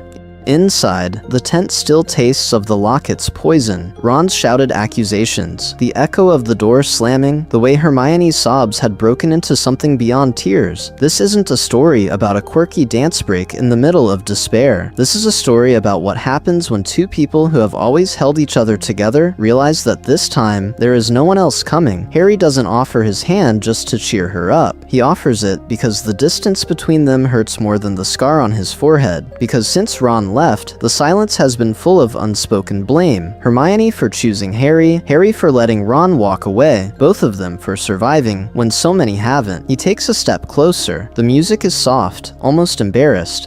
"Come on," he says, voice rough. Just for a moment, Hermione hesitates. In canon, she laughs it off, and then lets herself be pulled. Here, we're exploring the beat between the hesitation and the surrender. Her eyes are red, her hands clenched, her body held like a shield. But then she looks at him, really looks, and something in her breaks. Not trust, not loyalty, the illusion that she can do this as his friend and nothing more. She steps into his arms, closer than they've ever allowed before. His hand settles at her waist, tentative, then firmer when she doesn't pull away. Her head finds his chest, a small, instinctive movement, like this is where it has always wanted to rest. He notices the way her hair smells of smoke and cold air, and the faintest trace of that shampoo from the burrow. Ordinary scents, extraordinary comfort. They move, not gracefully, but together. At first, there is a thin, wrong-feeling laughter, the kind you use to pretend you're fine. Then even that fades. Their bodies sway in a slow, private orbit, and the world narrows to the press of her palm against his shoulder, the warmth of his breath against her temple. The music is background now. The real rhythm is the double beat of their hearts, and then the pattern interrupt. They look up at the same time. In the film, they glance away. Here, they don't. Brown eyes, green eyes, 4 years of shared danger, and midnight planning, and whispered be carefuls hanging between them. How many times has he almost lost her? How many times has she chosen him? Not just as the chosen one, but as Harry. "I can't lose you too," he says. It isn't a speech. It's broken, dragged out of him like a confession and a curse. "Not you, not ever." Hermione's fingers curl in his shirt. Her reply is silent at first, a shudder that runs through both of them. Then, barely above a whisper, "Then don't let go." The kiss isn't practiced or pretty. It's desperate, clumsy, a collision of grief and desire, and the terror of how much they actually mean to each other. This isn't a story about teenage curiosity. It is something more profound, something worth fighting for, born in the middle of a war that may kill them tomorrow. For a suspended second, the tent is a universe where only this exists. Her mouth under his hand in her hair, the certainty that whatever happens next, they are not just friends pretending. And then the radio cuts out. Silence slams back in. The cold, the Horcrux, Ron's absence, the Hallows, Voldemort. Reality rushes like icy water. They pull apart, breathing hard, foreheads still almost touching. Neither of them pretends it didn't happen. Hermione's hand is still fisted in his shirt. Harry's thumb still rests against the curve of her jaw. What does this change? Her eyes ask. Everything, his say back. But they don't have time to answer, because in the next section, the war will knock on the tent flap, and we'll examine how one imperfect kiss reshapes every choice they make from here on. Ron's return. Forgiveness in a different triangle. The tent is quiet when the war finally knocks. They break apart from that imperfect kiss, cheeks flushed, hearts racing, and the question hangs in the air. What if Ron never comes back? What if this isn't a pause in the trio, but the end of it as they knew it? In canon, Ron's departure explodes out of the locket, a sudden, vicious storm. Here, we're exploring something slower, heavier, more tragic, a choice years in the making, because Ron doesn't just walk out of a tent, he walks out of a lifetime of feeling second best. Second to Harry, the hero who gets the headlines, the Quidditch glory, the whispered awe. Second to Hermione, whose attention has been tilting toward Harry since that time-turner night, since the World Cup, since the Yule Ball that made their bond public. The locket doesn't invent that insecurity, it weaponizes it. It takes every moment Ron has watched them strategize without him, every time he's laughed off his own jealousy, and it twists the knife until leaving feels like the only way to breathe. So when he disapparates into the cold, Harry and Hermione are not just abandoned, they are confronted with the cost of their connection. Do they freeze the moment in place, treating that dance and that kiss as a fragile secret they'll return to when, if, Ron comes back? Or do they look at the empty camp bed, the echo of Ron's shouting, and quietly accept that he might be gone for good, that love in wartime doesn't always wait for perfect circumstances? Most importantly, what do they owe him? This isn't a story about two people thoughtlessly moving on. This is a story about two people who have always shared leadership, grief, and danger, finally admitting that their bond has become something more profound, and then asking whether acknowledging that truth is a betrayal. Time passes. They hold hands when the nightmares are worst. They share a blanket when the cold bites too hard. Maybe they whisper, once, we'll tell him. If he comes back, we'll tell him everything. And then the pond scene rips through the narrative like canon insists it must. Harry still dives into the frozen water. The locket still strangles him. Ron still hauls him out, shivering, desperate, horrified at how close he came to losing his best friend. For a moment, they are just boys again, laughing weakly on the bank. And then Ron steps through the tent flap. Pattern interrupt. In the book, he sees Hermione and gets a slap and a sob. Here, he sees Hermione asleep with her head on Harry's shoulder, or Hermione awake, fingers laced with Harry's, and the air changes. He isn't just rejoining friends, he is walking back into a relationship. Hermione's fury at his leaving doesn't disappear. If anything, it's sharper, because now she's protecting Harry and the fragile love they've finally named. Ron's hurt isn't simple jealousy, it's the pain of realizing that while he was facing his worst fears alone, they were building a future that might not include him in the same way. Harry is trapped between them, not as a passive prize in a triangle, but as someone who loves Hermione and actually loves Ron too, in a different brother-deep way. How do you say, I chose her, without saying, I didn't choose you? Forgiveness, then, can't be a single hug and a joke. We'll examine a slower repair. Ron choosing to destroy the locket anyway, even when it shows him his worst vision. Harry and Hermione together, happy, whole, without him. Hermione choosing to admit that she and Harry crossed a line in his absence without using that confession as a weapon. Harry choosing to say, out loud, that Ron matters, that the trio matters, even if the configuration has changed. By the time they reach the Battle of Hogwarts, this triangle, handled honestly, could become something worth fighting for. A friendship that isn't built on denial, but on clarity. Ron knows where he stands, not as Hermione's future, but as Harry's chosen family, and Hermione's irreplaceable friend. Hermione knows she doesn't have to dim her love for Harry to keep the trio intact. And Harry, at last, understands that leadership means telling the truth about his heart, even when it hurts. What if, when they walk into Hogwarts for that final stand, they do it as three people who have already survived the hardest conversation of their lives? In the next section, we'll see how that hard-won honesty reshapes Malfoy Manor, the Room of Requirement, and the moment Harry walks into the forest, no longer alone, but held up by a love and a loyalty that finally know exactly what they are. Malfoy Manor, Love Under the Cruciatus. And that brings us to the darkest room in the entire series. Malfoy Manor. In canon, that scene is already brutal, but what if, when Bellatrix drags Hermione upstairs, she isn't just taking Harry's friend? What if she's taking the girl Harry has already kissed in hidden corridors, the witch he has already whispered I love you to in a tent lit by bluebell flames? Suddenly, this isn't a story about abstract bravery, this is a story about love under the Cruciatus.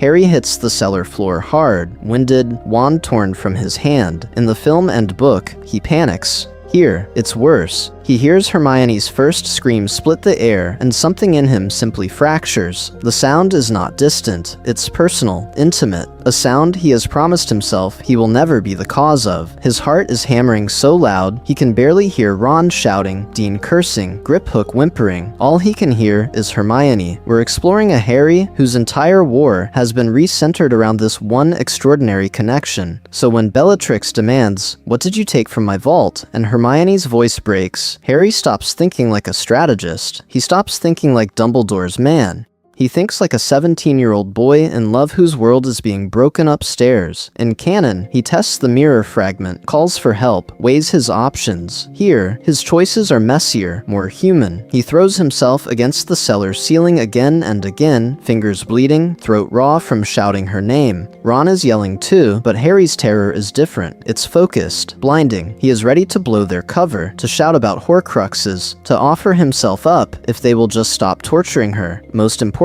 he is seconds away from doing something catastrophically reckless when the pattern interrupts. Hermione screams again, and then, impossibly, there is a pause. Above, in the drawing room, she lies on the carpet, shaking, Bellatrix's wand leveled at her. Through the haze of pain, she hears the cellar below, hears Harry's voice, hoarse and desperate, and then comes that tiny, impossible moment, eye contact. Dragged to the stairs for a brief, cruel repositioning, Hermione's head lolls just enough for her to see down through the open door, to catch the barest glimpse of green eyes in the dark. Harry is straining against the ropes, face white with terror, lips forming her name like a prayer. That connection hits her with almost physical force. He is still fighting, he has not given up on her, so she does not give up on him. When Bellatrix snarls the next question, Hermione clings to that image, to the memory of his hands in her hair, his promise in the tent that they would walk into Hogwarts together, or not at all. She lies better. She holds out longer. Love doesn't make the pain less, but it gives it context, something worth fighting for. And because Harry is seconds from detonating their entire mission, Dobby's arrival has to be even more last second, even more desperate. The elf apparates into a cellar that is pure chaos. Harry mid-lunge, Ron cursing, the chandelier already beginning to fall. There is no calm planning, only raw, frantic motion, as Harry screams Hermione's name and hurls himself toward the stairs, reaching for her even as they spin away. Cut to Shell Cottage. In canon, we see Hermione pale and silent. Here, we linger. Hermione wakes to the sound of waves and the sight of Harry, slumped in a chair at her bedside, eyes bruised with exhaustion, fingers locked around hers so tightly his knuckles are white. He has refused to sleep anywhere else. He has refused to let go. They don't talk much at first. They don't need to. His thumb moves, slow and reverent, over the back of her hand, tracing the faint tremor left by the Cruciatus. Her eyes fill, not with fear, but with an awful, blazing tenderness. They have crossed a point of no return. This isn't a story about whether they might be together after the war. They are together in the war, and that changes everything. Because in a world where Voldemort hunts Harry's weaknesses, what happens when that weakness has a name, a face, and a wand of her own? In the next section, we'll examine how Malfoy Manor doesn't just scar them, it forges a new kind of resolve that will transform the Room of Requirement, the final battle, and the way Harry walks into the forest, not just loved, but truly partnered. The final battle, fighting beside the person you love. So when Hogwarts erupts into war, we're not just watching the Golden Trio sprint into battle, we're watching two people who are already a unit step into the fire together, every spell and every glance charged with the knowledge that they are in love. What if the Battle of Hogwarts isn't only the climax of a prophecy, but the culmination of a relationship that has been training for this night since the Time Turner? By this point, Harry and Hermione fight almost as a single organism. He reads the room, she reads the angles. He dives left, she's already conjuring the shield that will catch the curse he hasn't even seen yet. This is the same coordination we saw in the Department of Mysteries and the Ministry heist, but sharpened, battle-tested, and emotionally fused into something more profound. On the staircases, they become a mobile command center. Hermione is barking quick instructions, redirecting DA members, sealing corridors. Harry is the visible rallying point, the one people follow. When a group of younger students is cornered, they don't even need to speak. Harry draws fire, reckless and blazing. Hermione threads precise, vicious hexes through the chaos, stunning, disarming, binding. Together, they actually make the resistance more organized, because their bond has always been tactical as much as emotional. But love cuts both ways. The moment Hermione screams in the Chamber of Secrets, basilisk fang in hand, the risk calculus shatters. In canon, she is already brave. Here, she is ruthless. She shoves the fang into the cup with a kind of fury, not just to end Voldemort, but to end the thing that has stalked Harry's life. When the basilisks remains shift and debris crashes down, she doesn't hesitate to blast through stone that might bring the ceiling with it, because Harry is waiting above. Because this isn't a story about abstract heroism, this is a story about someone worth fighting for. And Harry, when he hears she's in danger, his legendary recklessness spikes. A Death Eater raises a wand toward Hermione during the dash through the Room of Requirement, and Harry's response is instant, almost feral. He throws himself between them, takes a curse on his shield that cracks it like glass, and only Ron's perfectly timed tackle keeps Harry from chasing the attacker into the flames. That's Ron's role now, the crucial third point of their war triangle. Not the jealous almost boyfriend, but the friend who covers the blind spots of a couple who would die for each other without thinking. He's the one who peels off to blow the bridge, who leads splinter groups, who proves, especially in that flooded chamber and in duels across the courtyards, that his bravery was never dependent on romance. Most importantly, every cannon beat in the Great Hall lands differently. When Harry and Hermione stand shoulder to shoulder, watching Voldemort's forces surge, their determination to see each other survive is almost a spell in its own right. We're exploring a battlefield where every choice is filtered through that connection, where Harry's eventual walk into the forest isn't just about the world, it's about leaving the person he loves. So when he finally understands that he must die, how does that knowledge collide with the promise in Hermione's eyes? In the next section, we'll examine that walk into the trees, and what it means to choose death when your heart is still standing behind you, wand raised. Into the forest, choosing death when you're in love. So when he finally understands that he must die, how does that collide with the promise in Hermione's eyes? It happens in a heartbeat and in a lifetime. The pieces snap together, the Horcruxes, the Hallows, Dumbledore's hints, Snape's memories, and then, like a knife through fog, the realization that the last Horcrux has always been sitting behind his own eyes. In canon, Harry thinks of his parents. Here, the first image that slams into him is Hermione's face in the tent light, whispering that they'll find a way, that they'll do it together. Her hand over his on the locket, her voice, fierce and shaking, saying his life is something worth fighting for.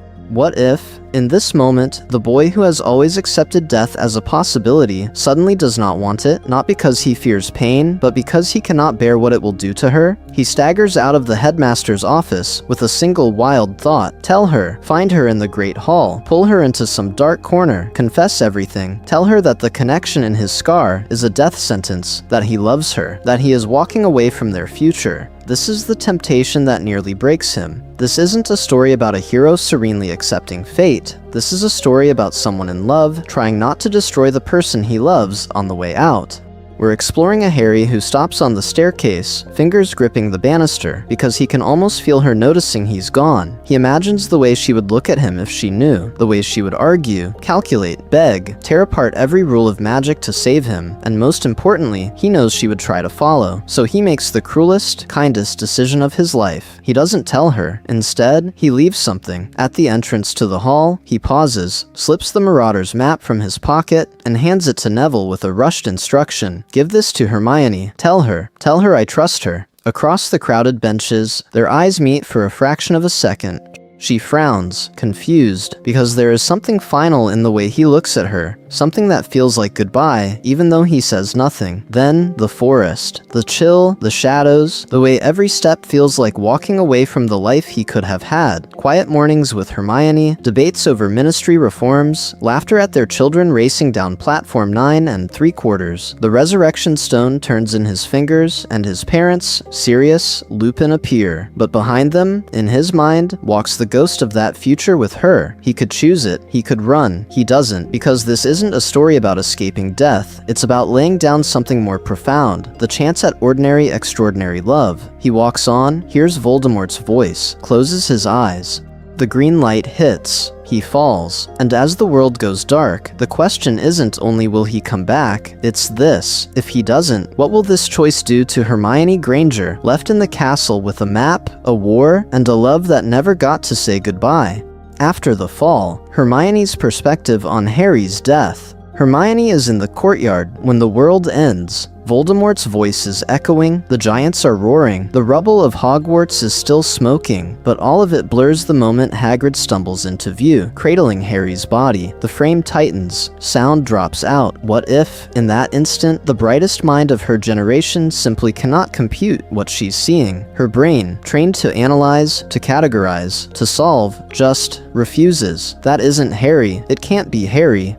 Harry is movement and breath and stubborn, infuriating hope. This is something else, something impossible. She doesn't scream at first. That's important. In canon, we watch the chaos from Harry's point of view. Here, we're exploring the inverse. Hermione as the fixed point while everything else unravels. Her wand hand shakes. Her throat locks. All those nights in the tent, all those whispered plans, all that love they never quite had time to name properly, compressed into a single, shattering moment where the future just vanishes, and then it hits. Not as soft, cinematic tears, but as a tidal wave that has to go somewhere. This is where the divergence becomes lethal, because Hermione Granger in love is not just a grieving girl, she is a strategist whose reason has been set on fire. Does that grief break her, leave her kneeling in the dirt, or does it harden into something diamond-sharp and merciless? In this version, it's the second. This isn't a story about quiet acceptance. This is a story about defiance. So when Voldemort proclaims Harry dead and demands surrender, she steps forward first. Not because she believes they can actually win without him, but because she refuses to let his death be a line break. She will not allow the narrative to end here. Her voice, raw and shaking, becomes the rallying cry. If Harry died to give them a chance, then they will make that chance mean something. For Neville, for the DA, for every terrified first year watching. Most importantly, for the boy who walked into the forest alone. Notice how that changes the resistance.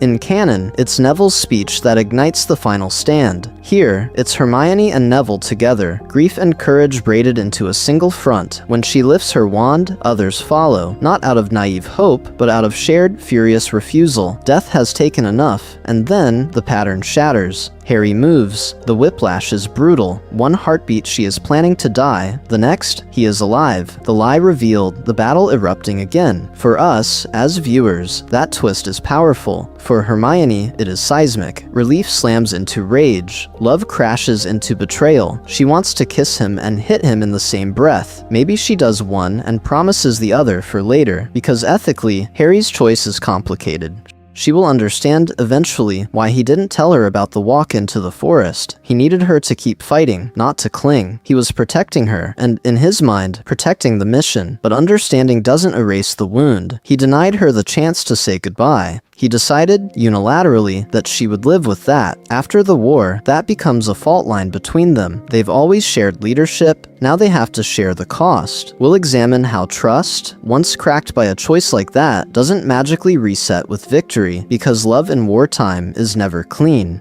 Even when the Dark Lord falls, what's left is grief, resentment, and the long, deliberate work of healing together, of turning a survival pact into something more profound, something worth fighting for after the wands go quiet. Rewriting the epilogue, no platform 9 3/4 as we know it. So if the war leaves them raw and rebuilt, what does it mean to simply jump 19 years and declare that all is well? In a timeline where Harry and Hermione have bled and broken together, where their love is welded out of Horcrux nights and impossible choices, that neat domestic tableau on platform 9 3/4 feels like a lie they would never tell, because this isn't a story about tying bows on trauma. This is a story about what happens when two people who have always carried the world on their shoulders refuse to pretend that healing is easy. The canon epilogue gives us tidy pairings, smiling children, and a sense that the wizarding world has politely reset. But here the reset button doesn't exist. Here, the cost of victory lingers in every scar, every law, every whispered name on a memorial wall. So what if, instead of one leap forward to their children's first Hogwarts Express, we're exploring a series of windows into their life after the war, not a single frozen image, but moving frames. Ministry corridors lit too harshly at midnight, where Hermione stands over stacks of parchment rewriting the very laws that once enabled pureblood supremacy. Or our briefing rooms, where Harry sits at the head of the table, not as a boy weapon, but as a man who refuses to let constant vigilance be the only answer. We watch Hermione become the sharp, relentless architect of change, drafting creature rights legislation that finally gives house elves a voice, tearing apart the blood status clauses hidden in ministry regulations, standing in international conferences, and quietly, firmly shaming older wizards into modernity. We watch Harry begin as the Auror who kicks down doors and chases the last Death Eaters, then slowly realize that if he only hunts dark wizards, the system that created them stays intact, so he shifts. He fights corruption inquiries, demands oversight, uses his fame not to bask, but to expose. And through those vignettes, their bond is always the through line. Late nights in adjoining offices, quills abandoned as they argue, and then laugh, and then simply sit in shared silence. Occasional missions together that feel like echoes of the hunt, except now they walk back into the light on purpose. They don't pretend the world is fixed, they agree to keep fixing it. Where does a family fit into that? Do they even dare? That's not a foregone conclusion here. It's a question that haunts them for years. Hermione, who has read every study on intergenerational trauma she can find. Harry, who still wakes from dreams of his parents' screams and wonders if he can bear the risk of loving a child that much. Maybe they delay. Maybe they decide that before they bring new life into this fractured world, they will remake as much of it as they can, and when they finally choose it, whether that's one child, 3, or none at all, it feels like an act of defiance, not inevitability. We know the dangers, and we choose love anyway. So when we reach our version of a platform scene, it doesn't have to be 9 3/4, and it doesn't have to be 19 years. It could be a quieter moment. Harry and Hermione standing on the edge of a rebuilt Hogwarts lake, watching students board boats, knowing their laws, their choices, have shaped these children's lives. The world is still cracked, prejudice hasn't vanished, old families still mutter, new threats are already forming in the shadows. But they stand there, fingers intertwined, battle-tested, and unromantic about the future, and that's where we leave them. Not with all was well. With something more honest, more extraordinary, the world was still broken, but they were facing it together.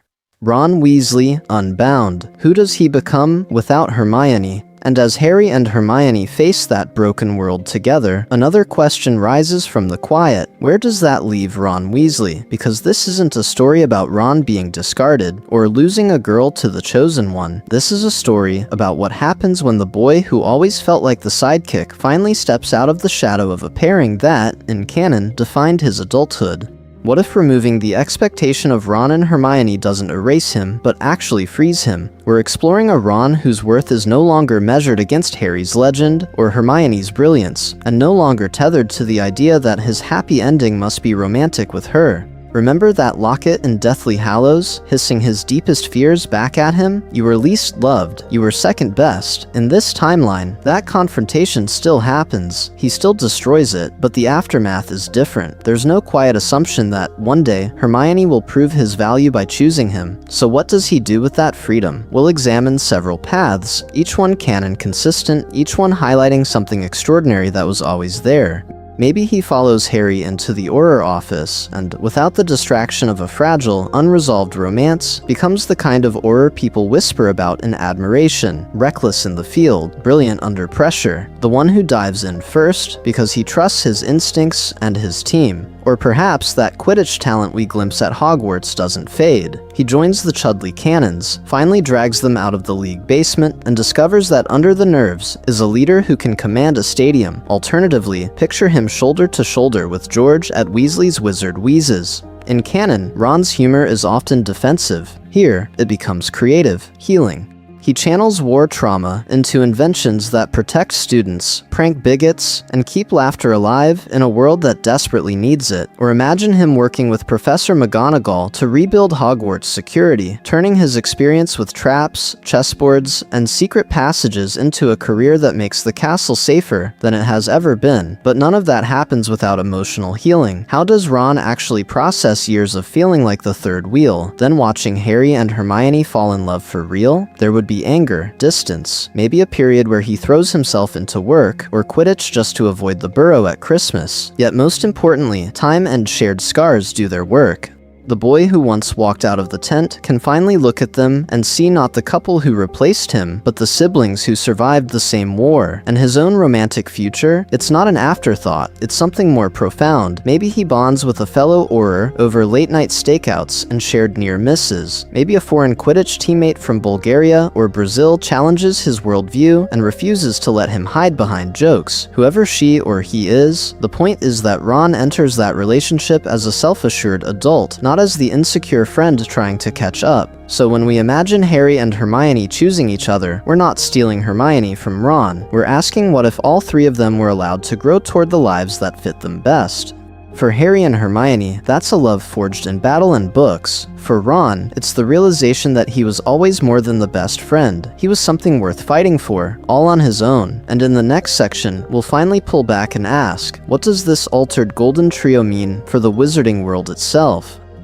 War's power, couple, how Harry and Hermione reshaped the Ministry. So if Ron is finally allowed to grow into his own worth, what happens when Harry and Hermione step onto the post-war stage together? What if the partnership that carried them through forests and battlefields suddenly has to face something much colder? Committee rooms, Wizengamot benches, and centuries of prejudice baked into law?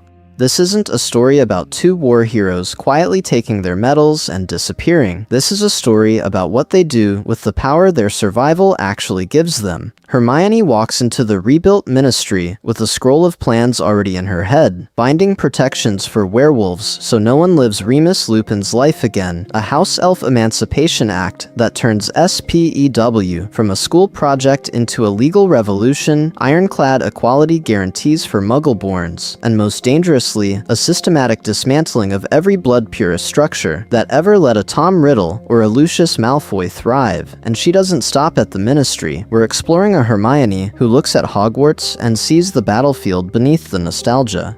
She pushes for curriculum reform, Muggle studies taught by actual Muggle-born experts, a rewritten history of magic that names the atrocities, and admission policies that make it impossible to quietly exclude undesirables. Again, she remembers being called a mudblood in that very castle. She is not interested in pretending it was all just schoolyard cruelty. Alone, she might be dismissed as the brilliant, idealistic upstart, but she's not alone. She's married to the boy who lived, twice, and Harry, who would once have flinched from politics, now understands that his name is a weapon.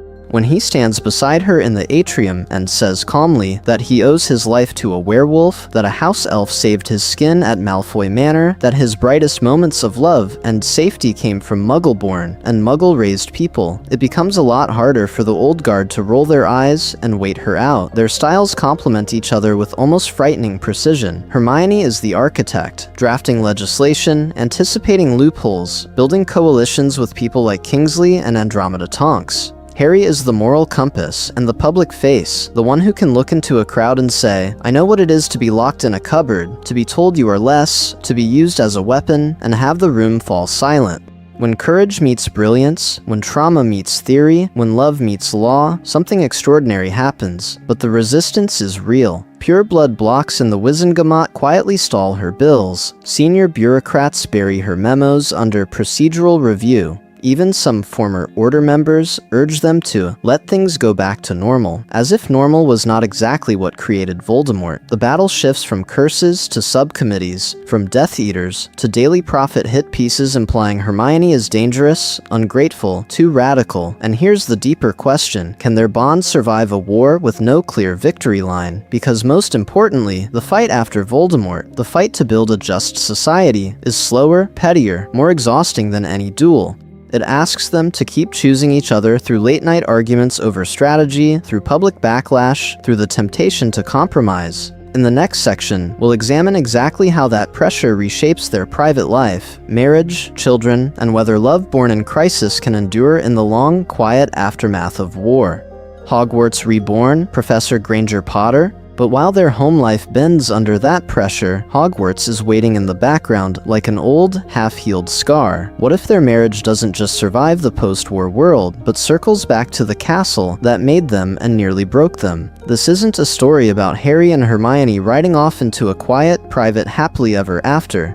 This is a story about what happens when the two people who saw Hogwarts at its worst decide it deserves something more profound than nostalgia. Hermione, who once made color-coded revision charts for OWLs, walks those corridors as an adult and sees every gap, every failure. She remembers Umbridge. She remembers Dumbledore's army having to invent its own education just to stay alive. So she reforms it, not as a distant bureaucrat, but as Professor Granger Potter, or perhaps Deputy Headmistress before long. We're exploring a Hermione who takes Muggle studies and tears it down to the foundations, rebuilding it as a rigorous, required subject that every pureblood has to pass. Electricity, the internet, human rights law, non-magical medicine. She insists that magical children understand the world outside their portraits and Quidditch scores. In defense against the dark arts, she weaves their war into the curriculum, practical shield chains, anti-possession protocols, trauma-aware teaching, so that no 15-year-old ever stands in front of a Cruciatus Curse demonstration again. Harry's relationship to Hogwarts is different, more complicated. He loved it first as a home, then feared it as a battlefield, and finally buried the dead beneath its shattered stone. Would he really want to live there full-time? Probably not. But as a visiting lecturer on defensive strategy, as a governor who refuses to let the board look away from abuse, as the quiet mentor who notices the boy eating alone at the end of the table, yes, that fits. He appears for intensive Auror-style field weeks, walks students through real reconnaissance exercises, sits with those who flinch at loud noises, and tells them that being afraid doesn't make them weak. Most importantly, their presence together becomes symbolic. The chosen one, and the brightest witch of her age, not retreating into legend, but investing in first years who still drop their quills and stare. It tells the castle, the war is over, but its lessons are not. Their bond, formalized in marriage and visible in faculty meetings and corridor patrols, becomes part of a new Hogwarts mythology. Whispers of the couple who once broke into the ministry, who survived the forest, who now argue over exam standards in the staff room. And what about Slytherin? In canon, the stigma lingers like a stain. Here, Hermione and Harry refuse to let children inherit a Dark Lord's sins. Hermione pushes for inter-house projects, mixed-house dorm excursions, a revamped Slytherin common room that opens more easily to the rest of the school. Harry, who knows what it is to be judged for a scar and a prophecy, insists on Slytherin prefects in DA-style advanced defense seminars and publicly praises cunning when it's used for protection, not cruelty. Together, they don't just heal Hogwarts, they rewrite what it means to grow up there. And as we move into their private life, marriage, children, and the next generation, we'll examine how that same philosophy shapes the Granger Potter family itself. Next generation, new story, children of strategy and sacrifice. So what does that philosophy look like when the Great Hall fades and the door of the Granger Potter home closes behind them? What if the war heroes who rebuilt Hogwarts also had to figure out how to raise children in a house where the past is always sitting quietly at the table? Their children grow up in a world where books and battle scars coexist without apology. There are bedtime stories about Beetle the Bard, but also, on certain nights, quiet, halting stories about the forest before the Battle of Hogwarts, about a tent, a Horcrux, and the moment their parents finally understood that their bond was something more profound than survival. At dinner, conversation swings from spell theory to Wizengamot voting blocks, from the ethics of house elf contracts to whether a new shield charm variant could protect Muggle neighborhoods. The war is not reenacted in front of them, but it is never completely out of the room. This isn't a story about perfect parents raising perfect children. This is a story about two legends trying to teach their kids that legend is not a life plan. Because how do you grow up when your father is the chosen one, and your mother is the witch who rewrote ministry law? Their eldest walks into Hogwarts already a whispered name, professors expecting brilliance, classmates expecting heroism. A late assignment feels like a betrayal of canon. A B in potions feels like proof they're not worthy of the scar and the surname. Most importantly, that pressure cuts both ways. It can inspire extraordinary courage, joining a new DA-style study group, arguing for centaur representation in the forest, standing up when a teacher dismisses Muggle science as irrelevant. But it can also suffocate. Imagine a child who loves Muggle art more than arithmancy, who wants to curate museums, not command Aurors. Imagine the guilt of wanting a quiet life when your parents' love story was forged in constant danger. Around them, the next generation rearranges itself. Weasley cousins arrive with their own expectations and resentments, some fiercely proud of Hermione as honorary family, some quietly wary that Harry's children will always overshadow their Quidditch records and prefect badges. The Malfoy descendants sit at the Slytherin table, heirs to a name that has been publicly defended by Hermione's reforms and privately watched by Harry's horrors. Do the Granger Potter kids extend a hand across that history or weaponize it in a moment of anger? And what happens when a brilliant Muggle-born first year challenges them in class, uninterested in their surname, only in their arguments? We're exploring a world where the battle against Voldemort is history, but the battle against complacency is just beginning. The children don't face Death Eaters. They face revisionists who say the war was exaggerated, bureaucrats who drag their feet on Hermione's laws, classmates who romanticize the old ways as edgy tradition instead of cruelty. The temptation now is not to join a Dark Lord, but to treat darkness as a costume party aesthetic. If the original saga was about surviving the night, their sequel is about learning how to live in the light without going blind to the shadows. And somewhere, on a quiet corridor in Hogwarts, a Granger Potter child will stumble on a secret that proves the darkness isn't entirely gone at all. Canon evidence. Was Harry/Hermione always hiding in plain sight? And that quiet corridor, with a Granger Potter child chasing whispers, brings us to a harder question. Was this future ever really impossible in canon? Or was Harry and Hermione's love story always there, half buried, waiting for us to read it differently? This isn't a story about ripping up the books and starting again. This is a story about looking at what J.K. Rowling actually wrote, and what she later admitted she almost did. In interviews, Rowling has said she originally planned Harry and Hermione together. Years after Deathly Hallows, she called Ron and Hermione a form of wish fulfillment, acknowledging she'd paired them because of her own attachment, not because they were the most rational match. When the author herself wonders aloud whether the canon couple works, it opens the door. It tells us this ship isn't just fan invention, it was once the roadmap. So what if we trace the route she didn't take? We'll examine the moments where the text leans, quietly but insistently, toward Harry and Hermione. From Goblet of Fire onward, Harry repeatedly frames Hermione as the person he relies on most. After nightmares, after visions, after Umbridge's detentions, who does he turn to for comfort, strategy, and simple human steadiness? It isn't Ginny, it often isn't Ron, it's Hermione, sitting beside him in the common room, ink on her fingers, eyes fixed on his. In Order of the Phoenix, when he feels most isolated, she is the one who refuses to let go of him, even when he lashes out.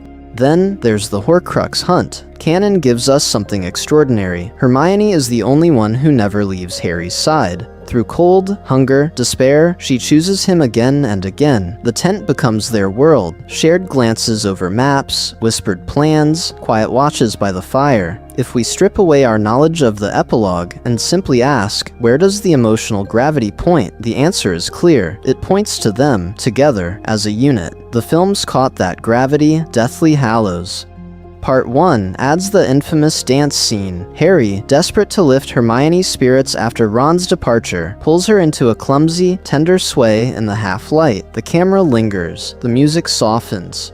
For a heartbeat, the world narrows to two people who have lost almost everything except each other. Many viewers read it as romantic tension, and whether we agree or not, its emotional truth aligns with the books. When everything falls apart, they reach for each other first, and we're not alone in sensing this. In fan polls and surveys over the years, Harry/Hermione consistently ranks as one of the most popular alternative pairings. Why? Because readers feel that pull in the text, the trust, the intimacy, the way their bond already functions like a partnership in all but name. We're exploring something more profound than a crack ship. We're exploring a plausible alternate reading of canon. Most importantly, you don't have to prefer Harry/Hermione to acknowledge that the evidence is there, that their connection is something worth fighting for on the page. The question becomes, if we follow that evidence honestly, what changes, and what, deep down, stays exactly the same? Why this love story hits different themes and resonance. So what does it actually mean if we follow that evidence? What if we don't just notice the way Harry and Hermione look at each other in the tent or the hospital wing, but treat that connection as the beating heart of the love story? First, we have to feel how different each canon pairing tastes on the tongue.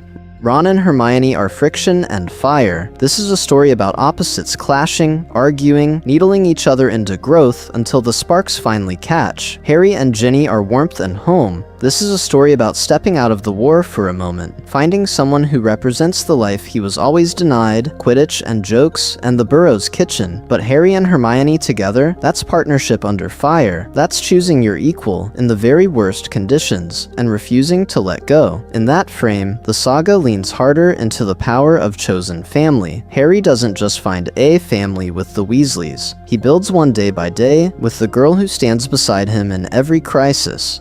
Love, here, isn't defined by dramatic kisses in the rain, so much as who's there at 3 in the morning in the library, who believes him instantly about the goblet of fire, who walks into the ministry, the forest, the end of the world at his side. This isn't a story about grand gestures. This is a story about shared struggle, about a bond forged in detention scars and DA meetings and Horcrux nights. And that leads to a quieter, more unsettling question. If someone saves your life over and over, if they hold your trauma, your nightmares, your fury, are they just your friend, or are they almost inevitably the person you're meant to build a life with? We're exploring a version of Harry who finally recognizes that the same girl who kept him alive is also the one who knows how he wants to live. Crucially, this romance amplifies intellectual and emotional compatibility. Hermione isn't simply the smart girl accessory to the hero. Her mind and moral compass mirror and challenge Harry's. She will follow him into danger, but she will also say no to the easy path, no to the hallows, no to sacrificing his soul for victory. When courage meets conscience, when instinct meets analysis, when grief meets relentless logic, something more profound emerges. A couple who can actually lead a post-war world together. Pattern interrupt, or does that ruin everything? Some readers feel their dynamic is too sibling-like. That romance would cheapen the rare, precious model of a deep boy-girl friendship. That reading is valid. It lives in canon and will always matter. But alternate universe romance doesn't erase it. It sits beside it, asking, what if this friendship, in another telling, tipped 1 inch further? Both interpretations illuminate why their bond is extraordinary. Most importantly, framing Harry/Hermione as better or worse misses the point. The real question is, in a world carved open by war and sacrifice, which kind of love story moves you most? The fiery clash, the healing home, or the equal who stands in the fire with you and does not look away? And if we choose that third answer, we'll examine how every major moment, from the Yule Ball to the Battle of Hogwarts, bends around it. Identity, loyalty, and ship wars. Why this debate gets so heated. So when we say the fiery clash, the healing home, or the equal who stands in the fire with you, we're also touching something raw in the fandom, identity, because this isn't a story about abstract pairings on a chart. This is a story about how we see ourselves in love. Think about it. What if your favorite ship isn't just about who kisses whom, but about what you quietly hope for? Ron and Hermione can feel like comfort earned through conflict, the bickering that hides loyalty, the homey chaos, the idea that love is two opposites finally choosing each other. Harry and Ginny can feel like coming home after war, the quiet girl who grew into fire, the one person who understands the chosen one's burden from the inside, the promise that you can have normal happiness after extraordinary pain. And Harry/Hermione, that ship often calls to people who crave partnership as destiny, when courage meets brilliance, when trauma meets analysis, when two people survive the impossible together and build something more profound out of it. For those fans, the bond in the tent, the dance in Deathly Hallows, the way Hermione always stays, are not just moments. They are proof of a kind of love they believe in. That's why canon endgames feel so charged. When a story says, in its epilogue and interviews and promotional art, these two belong together, it can feel like an endorsement, like the narrative is declaring one model of love correct and quietly demoting the others. If the book says Ron/Hermione and Harry/Ginny, some readers here, the fiery clash and the healing home are right. The strategic, equal partnership was never real. No wonder people get defensive when we're exploring what if Harry and Hermione fell in love instead. For many Ron/Hermione shippers, that pairing isn't just bickering banter, it's the fantasy that the awkward, insecure, overlooked person, who feels like a Weasley at the edge of the frame, can be seen and chosen by the brightest witch of her age. For Harry/Ginny fans, their canon love is survival turned into joy, the Quidditch star, the Bat Bogey Hex Queen, the girl who refused to stay in the background, finally standing beside the boy who lived as an equal. So when we ask, what if Harry ended up with Hermione instead, it can sound, at first, like we're trying to erase those dreams. We're not. Most importantly, this video is an invitation, not an attack. We're not asking you to abandon your ships or declare one couple superior. We're asking you to try on a different lens, to see what it reveals about the same characters, the same war, the same scars you already love. So here's the real spell we're casting. What does your favorite pairing say about the kind of love you hope for? Comfort, home, or that equal who stands in the fire with you? And as we walk Harry and Hermione through the Yule Ball, the Horcrux hunt, and the Battle of Hogwarts as lovers, not just friends, did this what if challenge that hope, or quietly confirm it? From page to fanfic, how Harmony fandom builds on this what if, and here's where we need to pull the camera back. Because this what if isn't just happening in our little video, it's been unfolding for decades across AO3, fanfiction.net, Tumblr tags, Reddit threads, and forums so old they feel like digital ruins. Harry/Hermione, Harmony, has inspired hundreds of thousands of words, millions of words, a tidal wave of fan art and fic that refuses to accept that the story of this bond ended at just friends. That sheer volume means something. It means readers kept asking the same question you're asking right now. Could there be something more profound here? If you wander into those archives, patterns emerge. We see reimagined Yule Balls, where Harry actually asks Hermione first, where the dress robes aren't an afterthought but a revelation, where the moment on the stairs is the beginning of a love story instead of a missed connection. We see the tent dance from Deathly Hallows rewritten 1,000 ways, as a confession, as a kiss, as the moment they finally admit that the only constant in the war is the person holding their hands in the half-dark. We see post-war political power couples, Minister Potter and activist Hermione reshaping the Ministry, reforming Azkaban, turning House Elf rights from a punchline into something worth fighting for. And then there are the AUS, the alternate universes that ask, what if they realize their feelings in 3rd year after the Time Turner, or in 4th year at the lake, or in 5th year when Dumbledore's army becomes the crucible that forges them together? What if the Battle of Hogwarts ends not with a quiet nod across the Great Hall, but with two people who have already chosen each other stepping into the future as partners in every sense? Most importantly, Harmony fan creators don't just swap partners and call it a day. They interrogate canon. They give Ron richer, independent arcs where he finds confidence, love, and purpose without being defined by jealousy. They explore Hermione's trauma, the torture at Malfoy Manor, the cost of always being the one with the plan, with a depth the books only hint at. They delve into the ethics of Harry's choices, from the Unforgivables to the Hallows, and ask what changes when the person arguing with him is the one he loves, the one who can challenge him intellectually and still hold him when it all falls apart. Pattern interrupt. This isn't a story about us inventing some wild, isolated theory. This is a story about joining a conversation that's already in progress. We're exploring many of the same questions, the same emotional beats, the same aching almost moments that thousands of fans have written essays and epics about. So as we walk back into our specific timeline, our Yule Ball, our tent, our Battle of Hogwarts, remember, you're not just watching a video, you're stepping into a living, collective act of storytelling that has always believed Harry and Hermione together could be extraordinary. And the next scenes, they're our love letter back to that tradition. Rewalking the series. Quick recap of our alternate timeline. So as we walk back into our specific timeline, let's retrace the path we actually built. Where did this love story begin to diverge from canon, and how did those choices echo through everything that followed? It starts on the Patronus night in year 3. Harry watching himself cast the stag, Hermione's hand on his shoulder, grounding him as the impossible becomes real.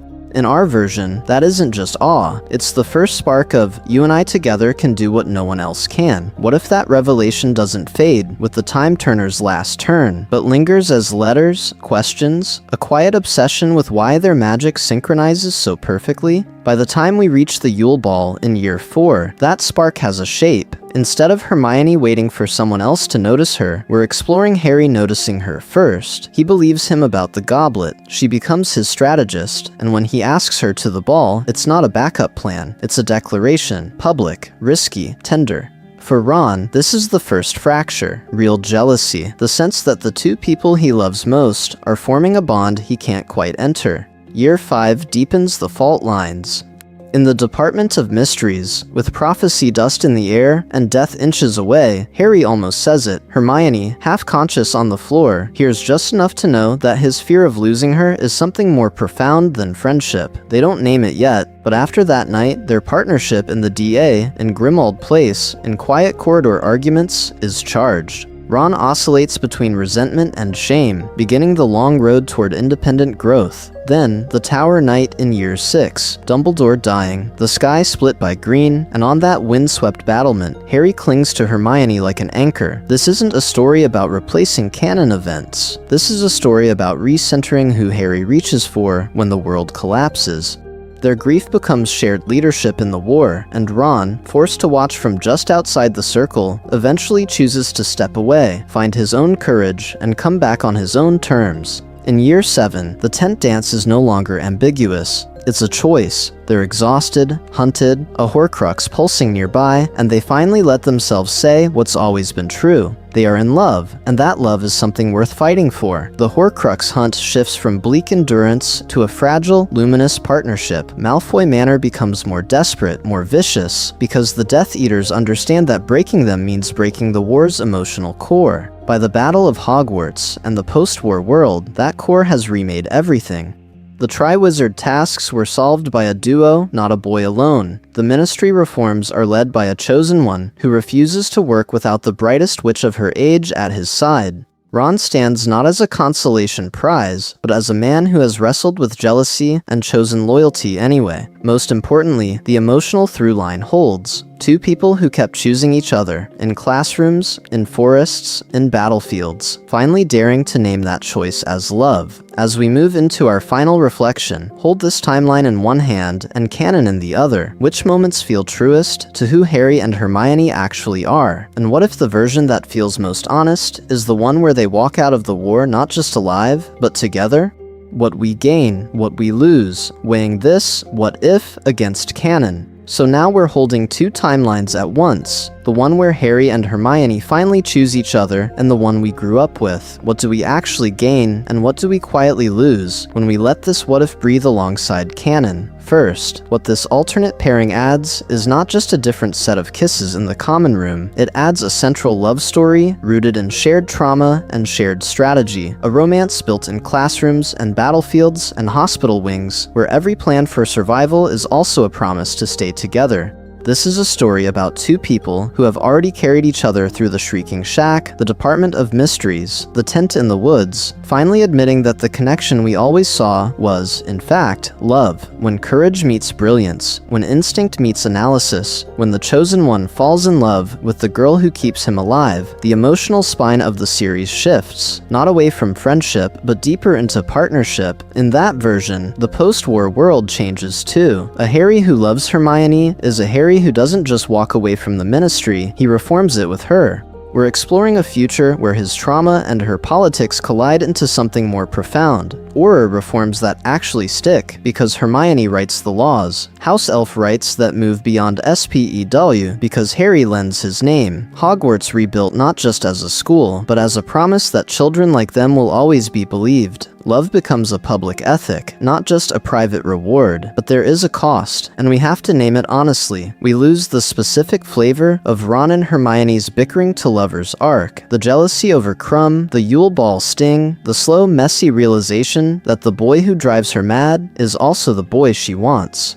We lose Harry finding a home through Ginny and the Weasleys in that particular way, the sense that love can arrive in a warm kitchen, at Quidditch practice, in a family that adopts you before you even know who you are. And we lose the soft comfort of the original epilogue's domestic calm, that feeling that after extraordinary pain, everyone is allowed something simple, something quiet. Different readers prioritize different themes. For some of us, canon's message that you can find love in ordinary places, a girl in your best friend's kitchen, a boy you've argued with since you were 12, feels like something worth fighting for. For others, the idea that love is forged in extraordinary circumstances, that the person who knows your nightmares best is the one you end up waking up beside, feels truer. Neither is wrong. They're just different answers to the same question. What does healing look like after a war like this? Most importantly, both readings can coexist. Canon remains canon. The epilogue is still on the page. But when we trace this alternate thread, we don't erase the original stained glass window. We shine a different light through it. New colors appear in familiar patterns. Harry's trust in Hermione, Hermione's fierce loyalty to Harry, Ron's insecurities, Ginny's resilience. We'll examine how this what if doesn't replace the story we love. It reframes it, revealing emotional possibilities that were always there, waiting. And as we move into our final reflection, ask yourself, which colors do you see more clearly now, and what does that change about the way you read every moment that came before? The real magic, why we keep asking what if. So when we talk about colors shifting in the same painting, we're also talking about something else. Why we keep coming back to this canvas at all? Why do we keep asking what if about Harry and Hermione, about Ron and Ginny, about every almost that never quite happened on the page? Because at its core, a what if is a key. It unlocks a door back into a world we love without forcing us to walk the exact same corridor. We're exploring the same castle, the same war, the same boy with a scar, and the girl with a time turner, but we're changing one variable and watching the light refract differently. Instead of rereading canon beat for beat, we shift the angle of one relationship, and suddenly every familiar corridor feels new again. This isn't a story about throwing canon away. This is a story about asking what happens if we center a different emotional truth. What if the saga had placed partnership over home, strategy over spontaneity, slow burn realization over sudden crushes? When we imagine Harry and Hermione falling in love, we're not just rearranging couples, we're testing whether the heart of the series can beat in a slightly different rhythm and still feel true. Think about the tent in Deathly Hallows. In canon, it's a crucible for friendship, for despair, for Ron's absence. In this what if, it becomes the space where two people finally admit that the person who always stayed, the one who held the Horcrux with them, the one who kept believing, is also the person they love. We're examining whether that confession would make the war feel heavier or lighter, whether shared strategy and shared tenderness might change how they face the Hallows, the forest, the final walk. And it resonates because most of us have our own what if relationships.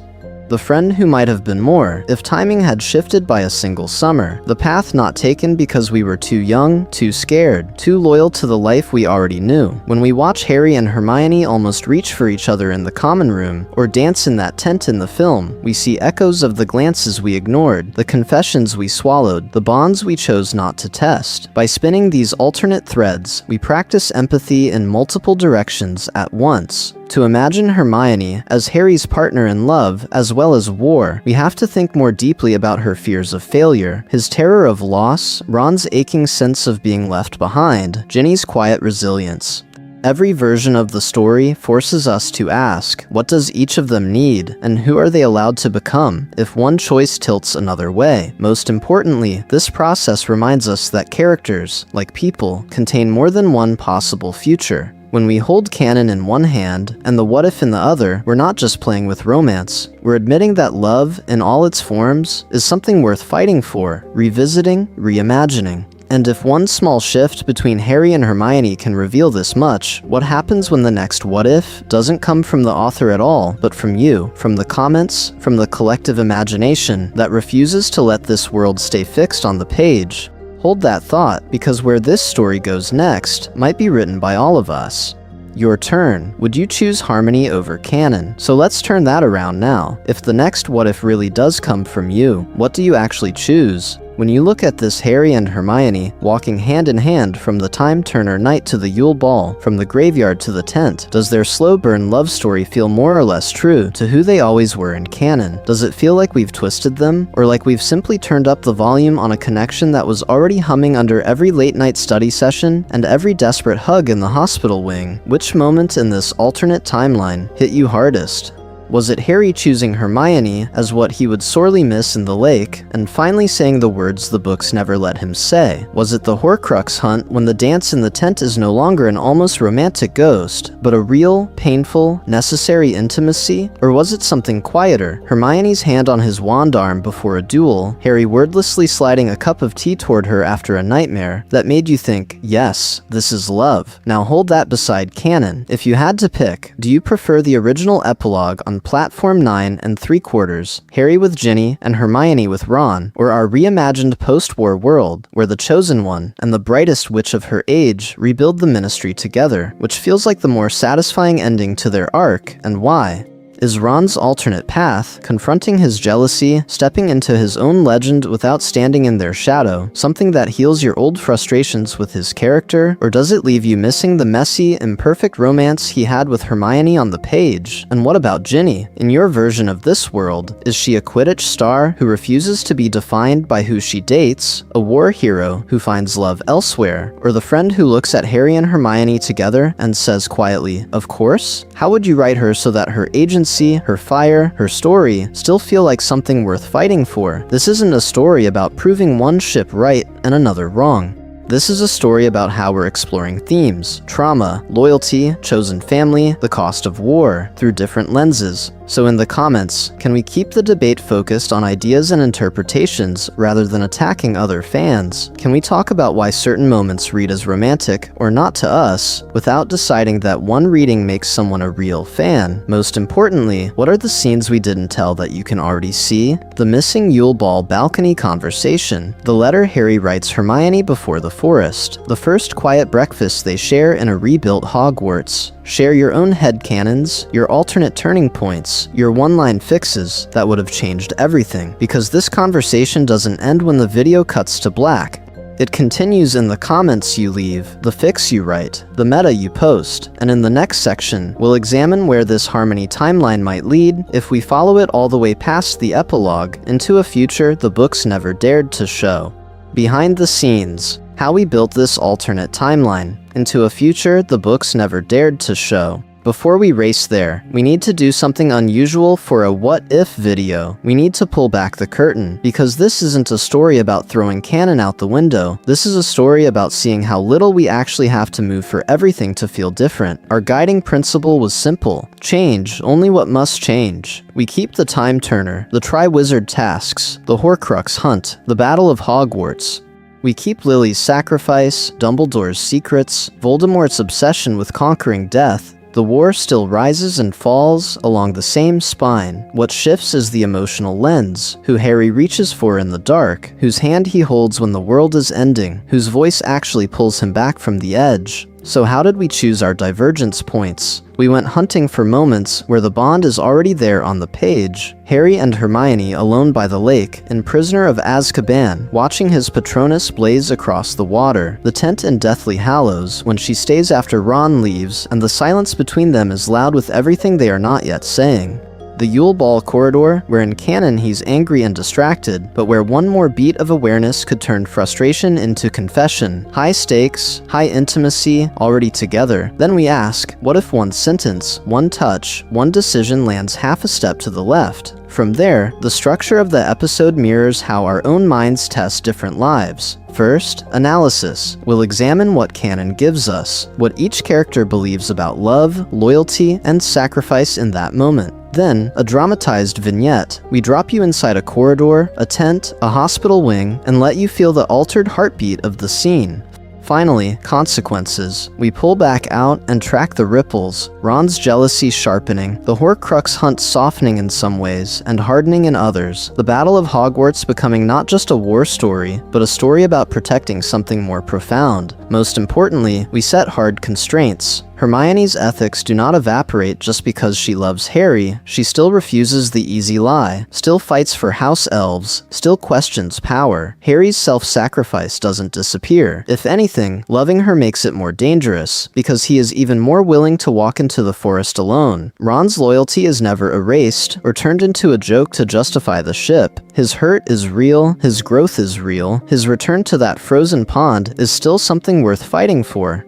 And here's the pattern interrupt. On your rewatch, try ignoring the romance for a moment. Watch the scaffolding. Notice how each what-if beat is anchored to a canon line, a canon choice, a canon fear that already existed. If you enjoy craft as much as connection, this meta layer is your Marauder's map, revealing how the alternate timeline was drawn. Because in the next section, we take that same disciplined method and finally let it run wild, past the epilogue, into the extraordinary quiet life Harry and Hermione might build together after the war ends.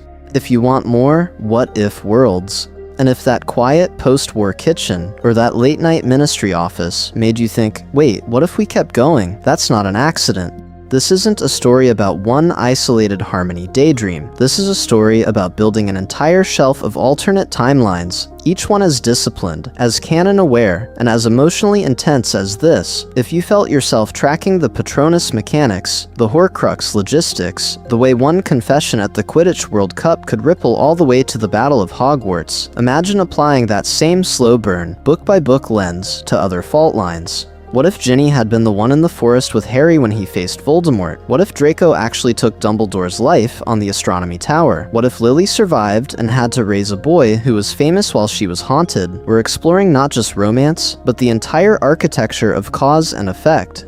So if you want more of this long-form, analytical rereading, episodes where we'll examine how a single choice reshapes Ron's arc, or how a different bond changes the Ministry heist and Malfoy Manor, this is where you tell both the algorithm and me. Subscribing is the first spell. Turning on notifications is the ward that makes sure you actually see the next what-if world when it opens. Adding this video to a playlist, especially one you reserve for deep dives you revisit, tells the system this is something more profound, something worth fighting for in a sea of quick clips. Most importantly, your engagement becomes a kind of vote. Comments, likes, shares, those aren't just vanity metrics here, they're signals about which corridors we keep walking down together. If this Harmony timeline spoke to you, say so. If you want more canon-faithful romances, more war strategy rewrites, more post-epilogue futures, that's how you steer the series. And I need your imagination in this. Which relationships do you want to see under this microscope next? Harry and Ginny, but with a slower, earned build from Chamber of Secrets? A Ron and Hermione who actually break up during the Horcrux hunt and have to rebuild as adults? Or is it a plot fracture instead? What if the Time Turner rules were enforced differently? What if the Elder Wand never changed allegiance? What if Neville really had been the chosen one, and Harry had to live beside that destiny instead of inside it? Tell your version in the comments. Offer the one moment you'd change, the one rule you'd bend, the one bond you'd test. If you want to keep walking down strange, familiar corridors of Hogwarts together, this is how you tell the algorithm, and me, that you're coming along. Because the war may end in canon, but our alternate timelines don't have to. Closing the book, or are we? So let's open that tent flap one last time. The wind still pulls at the canvas, the radio still murmurs names of the dead. Somewhere outside, the forest still waits, and in canon, this is just the place where two best friends cling to each other so they don't fall apart. But now, after everything we've traced, can you step back into that scene and not feel something more profound humming under the silence between them? We're exploring an almost invisible shift, the same cold, the same Horcrux, the same boy who lived, and the brightest witch of her age, only now the hand she slips into his is the hand of someone who has chosen him in every way. It doesn't erase Ginny's fire or Ron's loyalty. It doesn't deny the canon pairings we know. It simply asks, what if this night in the tent is also the night a couple who have already lost too much realize they would rather face death together than survive alone? Because this isn't a story about proving Rowling wrong.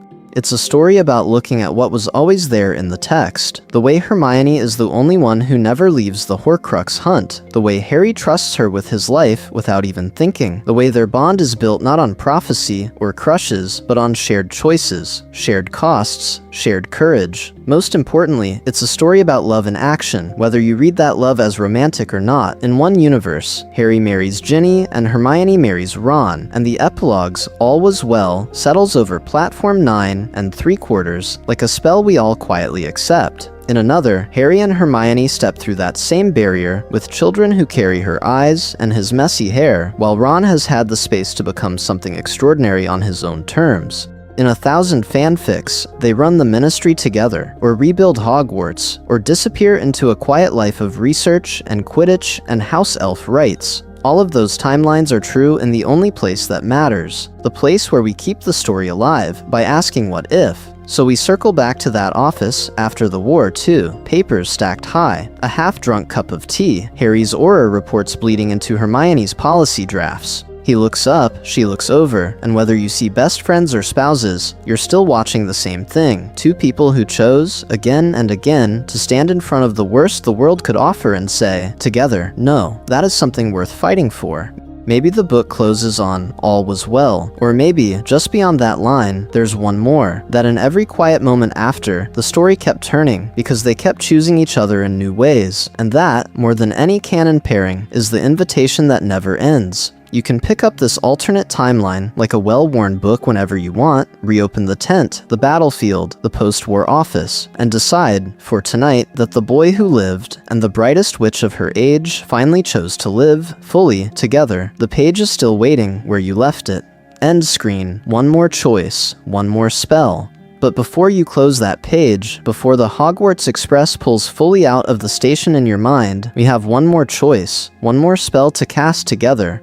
On screen now, you should see it. Over here, the next what if, waiting for you, our deep dive into Ron Weasley's alternate path if Harry and Hermione step into love in 4th year. Who does he become when he isn't destined to marry Hermione, when jealousy has to grow into something more profound, like self-knowledge and courage? If you've spent this whole video wondering what happens to Ron, that's your next stop. And just beside it, there's a playlist. Every Harry Potter, what if we've built so far? What if the Hallows Hunt had gone differently? What if the Battle of Hogwarts had cost one more life, or spared one we lost in canon? Each video is another corridor in the same castle, another way of walking familiar stones with unfamiliar footsteps.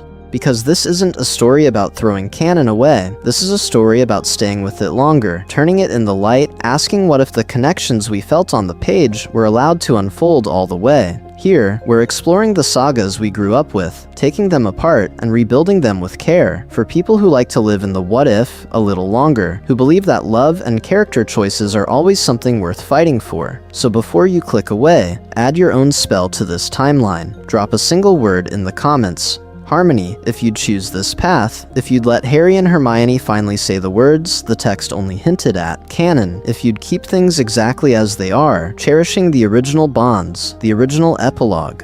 One word, one choice, one tiny act of authorship in a world that has meant so much to all of us. Which way do you lean tonight? If you felt that tightness in your chest during the tense scenes, if the idea of Harry and Hermione rebuilding the Ministry together actually made you see the wizarding world differently, tell us. We'll examine your favorite moment, your favorite change, and maybe build a whole future episode around it. This channel only works because we're not imagining alone. You didn't just watch a video, you walked through 7 years of Hogwarts again, differently. You rode the express, you stood in the Department of Mysteries, you watched a Patronus blaze above a frozen lake, all with a new bond at the center. Thank you for coming back, for trusting this alternate timeline with your own memories. As the music swells now, let it linger. We pull back to a closed Hogwarts Express window, rain tracing silver paths down the glass, the reflection of two figures on the platform almost, but not quite, touching hands. Then a desk, two wands crossed, a time turner resting between them, unmoving, no more words, just a last quiet moment to feel what might have been before the next story chooses you.